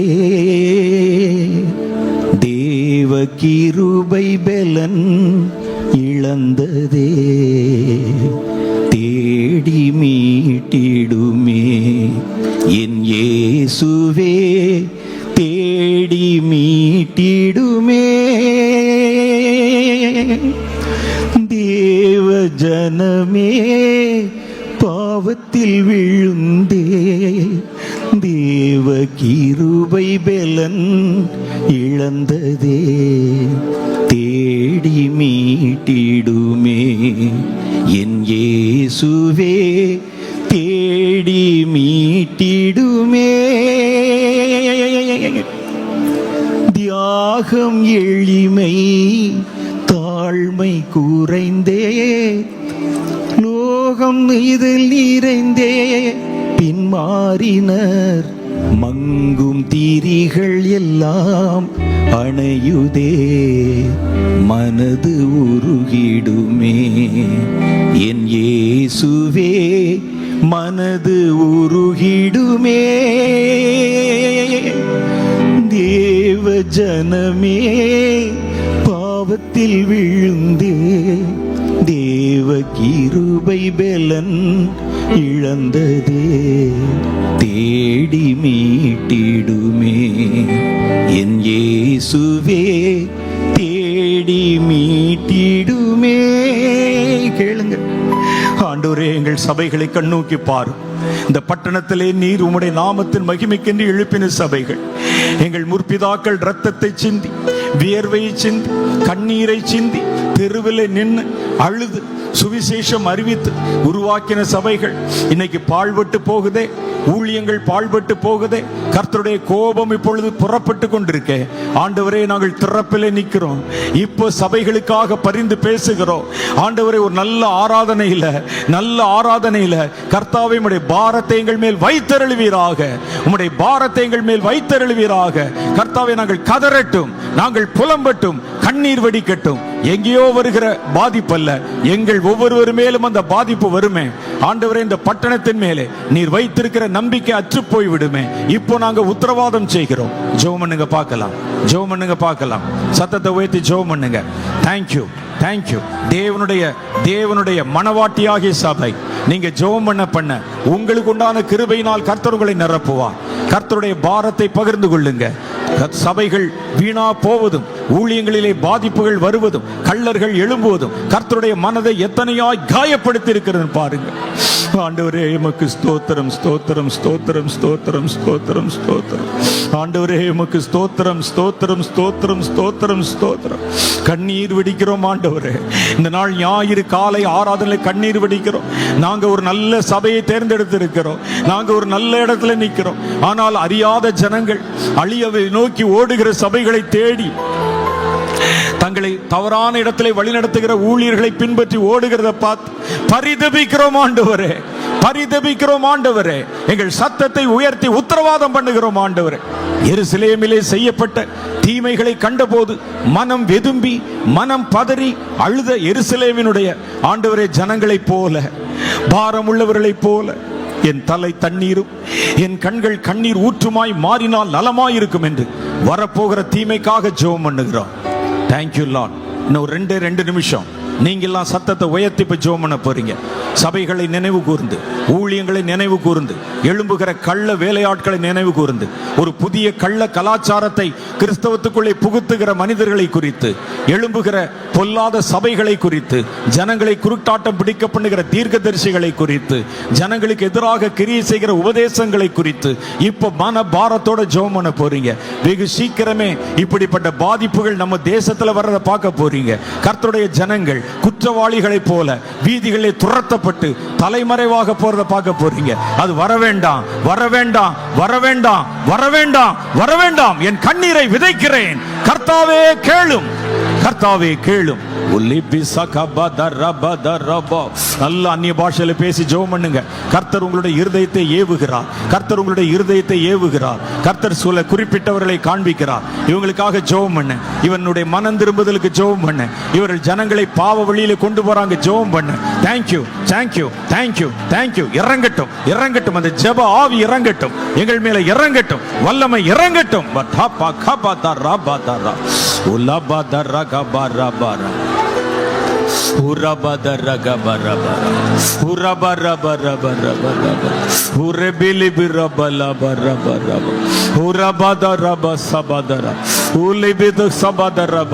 புலம்பலின் ஆவியினாலைகளை நிரப்பும்.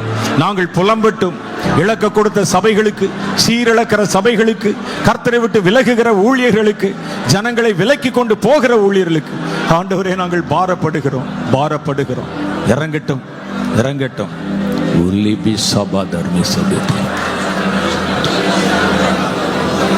நீங்கள் கேட்ட அந்த வார்த்தைகள் உங்கள் மனதிலே பேசிட்டே இருக்கணும்.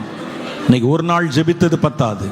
உங்களுடைய ஒவ்வொரு ஜெபத்திலையும், சபையிலே உங்கள் ஜெப குழுக்களில் பண்ற ஜெபத்திலையும், குடும்ப ஜெபத்திலையும் ஊழியங்களுக்காக ஜெபம் பண்ணுங்க. கள்ள ஊழியர்கள் எழும்புறாங்க. திடீர்னு முகத்திரைகள் கிழிக்கப்படும் போது அது கர்த்தருடைய நாமத்திற்கு பெரிய இழுக்க கொண்டு வரும் அல்லவா? அநேக இடத்துல இன்னைக்கு கிறிஸ்தவங்களே இப்படித்தான். நல்லவங்களை கூட நம்ப மாட்டாங்க, நல்ல ஊழியத்தை கூட நம்ப மாட்டாங்க, சபையிலே சேருவதற்கு யோசிப்பாங்க. எப்படிப்பட்ட ஒரு கொடிய காலகட்டத்துக்குள்ளே வஞ்சகமாய் சாத்தான் கொண்டு வர்றான். நிறுத்தப்படணும். தொடர்ந்துவைகளுக்காக நீங்கள் ஜெபிக்கும்படி கிறிஸ்துவனுடைய அன்பை முன்னிட்டு உங்களை வேண்டிக் கொள்ளுகிறேன்.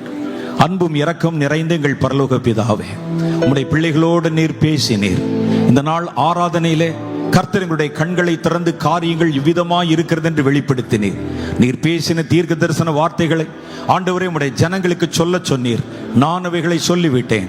இனி அவர்கள் தங்கள் உத்தரவாதத்தை உணர்ந்து உம்முடைய பாதத்தில் காத்திருந்து ஜெபிக்கவும், கர்த்தருடைய வருகை வரிந்து உம்முடைய சித்தத்தை நிறைவேற்றவும் இந்த சபை நாங்கள் பரிபூர்ணமாக ஒப்பு கொடுத்து ஜெபிக்கிறோம். தேவனாகிய நீர் இந்த இடத்தில் எப்பொழுதும் நிறைந்திருந்து புதிய காரியங்களை வெளிப்படுத்தி புதிய அனுபவங்களை தந்து இந்த சபையை உம்முடைய நாமத்தின் மகிமைக்கென்று உம்முடைய மனவாட்டியாய் வணையும்படிக்காக ஜெபிக்கிறேன். சபையினுடைய போதகருக்காக ஆண்டவரே, ஆஸ்பன் அவர்களுக்காக கர்த்தருடைய சமூகத்தில் அவரை ஒப்பு கொடுக்கிறேன். சபையிலே ஏற்படுத்தப்பட்டிருக்கிற உடன் ஊழியக்காரர்கள், உதவி போதகர்கள், கிளை சபையினுடைய பாஸ்டர்கள், மூப்பர்கள், நடத்தி செல்கிற எல்லார் மேலும் தேவனுடைய கிருபை தங்குவதாக. கர்த்தர் விரும்புகிற காரியத்தை நிறைவேற்ற நாங்கள் எங்களை தரை மட்டும் தாழ்த்தி அர்ப்பணிக்கிறோம். இந்த சபையை ஆண்டவரே தங்களுடைய வீடாய் கொண்டிருக்கிற விசுவாசிகள் ஒவ்வொருவரையும் பேர் பேராய் ஆசீர்வதியும். வெளியிடங்களிலிருந்து வந்து இந்த வார்த்தைகளை கேட்ட ஒவ்வொருவரையும் பேர் பேராய் ஆசீர்வதியும். அவர்கள் உம்முடைய காரியமாய் ஜெபித்திருக்கிறார்கள். நீர் அவர்கள் காரியமாக பாரப்படும். அவர்களுக்கு வேண்டிய நன்மைகளை தந்தருளும்.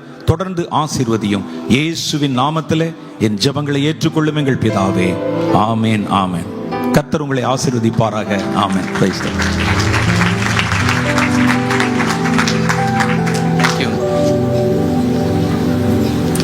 நாம் யாவரும் அமர்ந்து கொள்வோம். ஹல்லேலூயா. கர்த்தர் தம்முடைய இருதயத்தில் இருக்கிறவைகளை நம்மிடத்தில் அவர் பகிர்ந்து கொண்டார். ஆமென். ஹல்லேலூயா. இந்த நாளிலும் நம் மத்தியில் தீர்க்க தரிசன வார்த்தையை கொண்டு வந்த ஐயாவுக்காக கரங்களை தட்டி அதை நன்றி செலுத்தும். God bless you uncle. God bless you. இதான் முதல் முறை இந்த ஆலயத்திற்கு வந்திருக்கிறேன் என்று சொல்லுகிறவர் ஒரு நிமிடம் எழும்பி நில்லுங்கள். உங்களை நாங்கள் வரவேற்க விரும்புகிறோம். This is the first time you are coming here. God bless you. கர்த்தர் உங்களை ஆசீர்வதிப்பாராக. உங்களுடைய கரத்தில் ஒரு விண்ணப்ப படிவத்தை கொடுப்போம். அதை பூர்த்தி செய்து எங்கள் இடத்துல கொடுங்க. கர்த்தர் உங்களை ஆசீர்வதிப்பாராக. இன்னும் பால்கனியில் 2-3 பேர் நிற்கிறார்கள். God bless you. நீங்கள் வந்தது மிகுந்த மகிழ்ச்சி. இப்பொழுது கர்த்தருக்கு கொடுக்கிற ஒரு நேரம். சகோதரர் பாடலை கொண்டு வரும் பொழுது கர்த்தருக்கு நம் சிறந்ததை கொடுத்து கர்த்தரை நாம் கனம் பண்ணுவோமாக.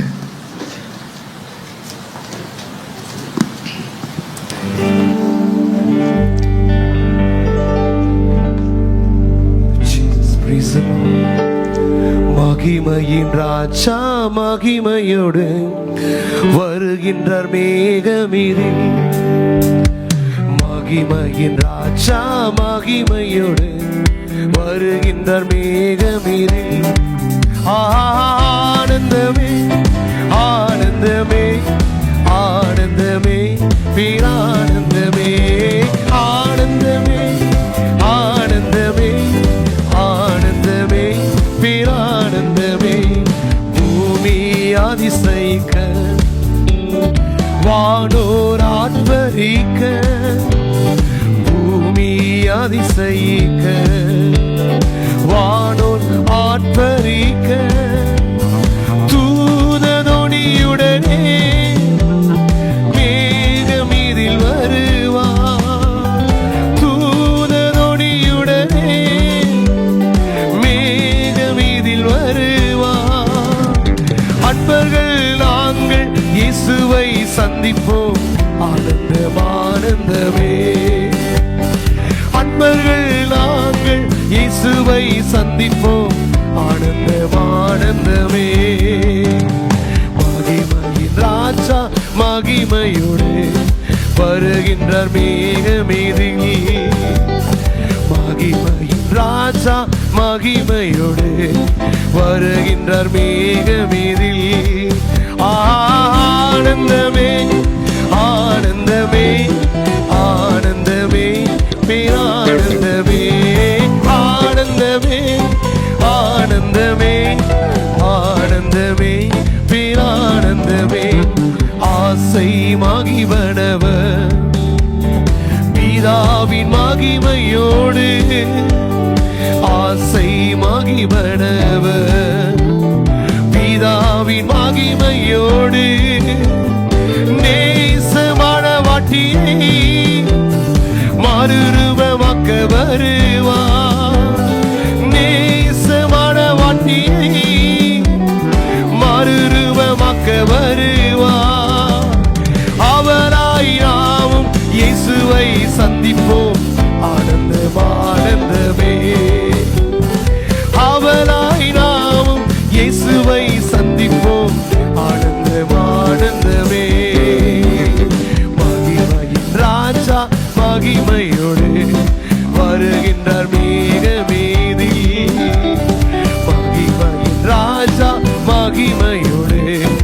வருகின்றார் மேகமீதில்.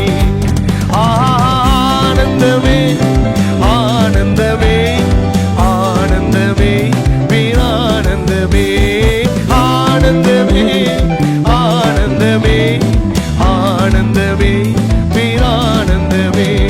சுத்த பிரகாசமா சித்திர தையலாடை, சுத்த பிரகாசமா சித்திர தையலாடை, தூய நிதியுடனே வெண்வஸ்திரம் தரிப்போ. தூய நிதியுடனே வெண்வஸ்திரம் தரிப்போ. விண்ணவர் சாயலில் இயேசுவை சந்திப்போம்.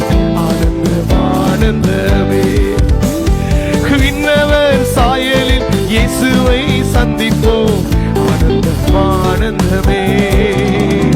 மகிமையின் ராஜா மகிமையோடு வருகின்றார் மேகமேறில்.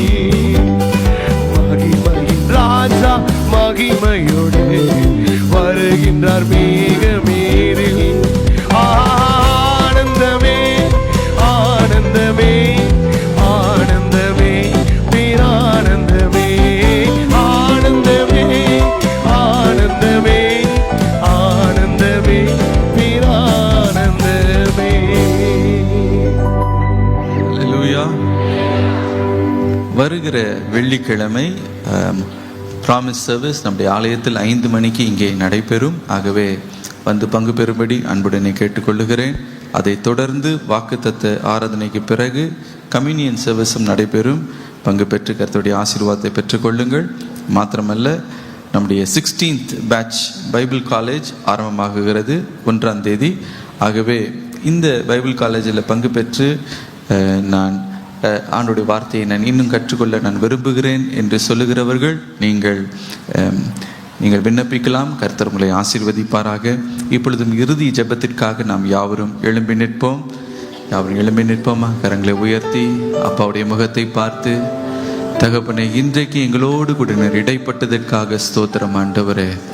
ஹல்லேலூயா. உம்முடைய தீர்மானம், உம்முடைய திட்டம், உம்முடைய சித்தத்தோடு எங்களை நாங்கள் இணைத்து கொள்ளுகிறோம் ஆண்டவரே. உம்முடைய இருதயத்தோடு எங்களை இணைத்து கொள்ளுகிறோம். எல்லா சுயமும் ஆண்டவரே அழிக்கப்பட்டு போகட்டும் ஐயா. ஆண்டவரே, உம்முடைய திட்டத்தை நிறைவேற்றுகிறதற்கு நீதியின் ஆயுதங்களாக எங்களை நீர் பயன்படுத்த போகிறதுக்காக நன்றி ஆண்டவரே. அதற்கு எங்களை ஒப்பு கொடுக்கிறோம் என்று சொல்லுங்க. ஹல்லேலூயா. பரிசுத்த ஆவியானவர் அப்படிப்பட்டவர்களை கர்த்தர் தெரிந்து கொள்ளுகிறார். கடைசி நாட்களில் நாம் வந்திருக்கிறோம். எப்பொழுதும் கர்த்தர் தமது திட்டத்தை, தமது காரியத்தை நிறைவேற்றுவதற்கு அதிக தீவிரமாய் அவர் செயல்பட்டு கொண்டிருக்கிற ஒரு காலத்தில் நாம் வந்திருக்கிறோம். ஒப்பு கொடுப்போமா? ஹல்லேலூயா. ஒவ்வொருவரையும் ஒரு நீதியின் ஆயுதமாக கர்த்தர் பயன்படுத்த போகிறார். ஹல்லேலூயா. ஆண்டவரே, உமக்கு நன்றி செலுத்துகிறோம் அப்பா. இன்றைக்கு உம்முடைய சத்தத்துக்கு நாங்கள் ஆண்டவரே செவி கொடுக்கிறோம். ஆண்டவரே, அந்த வார்த்தைக்கு ஆண்டவரே நாங்கள் ஆம் என்றும் ஆமேன் என்றும் அங்கீகரிக்கிறோம் அப்பா. உம்முடைய திட்டம் நிறைவேறுவதாக. ஹல்லேலூயா. பரலோக திட்டங்கள் நிறைவேறட்டும் ஆண்டவரே. சபைகள் ஒரு பெரிய ஆண்டவரே ஒரு சுத்திகரிப்பை கட்டளிடுவீராக. ஆண்டவரே, உம்முடைய அபிஷேகம் இன்னும் அளவில்லாமல் ஊற்றப்படட்டம்பா. சத்துருனுடைய ஆண்டவரே சகல ஆண்டவரே தந்திரங்களும் திட்டங்களையும் அழிப்பீராக. உம்முடைய கிருபையின் ஆண்டவரே வாசஸ்தலத்தை இன்னும் திறந்து வைங்கப்பா. இன்னும் சுவிசேஷம் ஆண்டவரே பரவட்டையா. ஒவ்வொரு சபைகளை நீ சுத்திகரிக்கிறதுக்காக நன்றி ஆண்டவரே. உம்முடைய வார்த்தைக்கு ஒப்பு கொடுக்கிறோம். எங்களை தாழ்த்துகிறோம் தகப்பனே. நீர் மகிமைப்படுவீராக. இன்றைக்கும்ப்பா உம்முடைய ஜனத்தை ஆசீர்வதிங்க ஆண்டவரே. எத்தனை பேர் தேவையோடு வந்திருக்கலாம், கலக்கத்தோடு வந்திருக்கலாம் ஆண்டவரே. என்ன காரியமா இருந்தாலும் இன்றைக்கு ஒவ்வொருவரையும் இருதயங்களை ஆண்டவரை காயங்கட்டுவீராக. ஒவ்வொருவரையும் தொட்டு ஆசீர்வதிப்பீராக. இன்றைக்கு ஆண்டவரே ஒவ்வொருடைய கண்ணீரையும் துடைப்பீராக. இன்றைக்கு ஆண்டவரே எங்களோடு நீர் இடைப்பட்டதற்காக நன்றி. இன்றைக்கு உம்முடைய வார்த்தையை கொண்டு வந்த அருமையான ஆண்டவரே தீர்க்கதரிசி ஐயாக்காக நாங்கள் ஜெபிக்கிறோம் அப்பா. அவருடைய ஊழியத்தை ஆசீர்வதிங்க. இன்னும் நல்ல சுகத்தையும் பலத்தையும் தாங்க. உம்முடைய சத்தத்தை ஆண்டவரே பகிரங்கமாய் ஆண்டவரே தைரியத்தோடு பிரசங்கிக்கிற கொடுத்திருக்கிற கிருபைகளுக்காக உமக்கு நன்றி அப்பா. இன்னும் உம்முடைய சத்தம் துணிக்கட்ட ஆண்டவரே. அந்த எச்சரிப்பின் சத்தம் எங்களை மாற்றட்ட ஆண்டவரே. மனம் திரும்புவதற்கு நீ நேராக எங்களை ஆண்டவரே திருப்புவதாக ஒரு பெரிய மறுரூபத்தை நீர் கொண்டு வருகிறதுக்காக நன்றி. ஆசீர்வாதம் ஆசீர்வதித்தருளும். இயேசுவின் மூலம் ஜெபங்கள் நல்ல பிதாவே, ஆமென். கரங்களை உயர்த்தி யாவரும் சேர்ந்து சொல்லுவோமா? என் ஆத்துமாவே கர்த்தரை ஸ்தோத்திரி, என் முழு உலகமே பரிசுத்த நாமத்தை ஸ்தோத்திரி. என் ஆத்துமாவே கர்த்தரை ஸ்தோத்திரி, அவர் செய்த சகல உபகாரங்களை மறவாதே. ஆமென். ஆசீர்வாதத்தை பெற்றுக்கொள்ளும். கர்த்தராகிய இயேசு கிறிஸ்துவின் கிருபையும் பிதாவாகிய தேவனுடைய அன்பும் பரிசுத்த ஆவியானவருடைய அந்யோன்ய ஐக்கியமும் இன்றும் என்றும் சதா காலங்களிலும் நிலைத்திருப்பதாக. ஆமென். God bless you. அமர்ந்து கொள்ளுங்கள். ஒரு சிறிய ஜெபத்தை செய்து சமாதானத்தினை கடந்து செல்லுங்கள். தேவனுடைய பிரசன்னம் உங்களுக்கு முன்பதாக செல்லுவதாக. God bless you.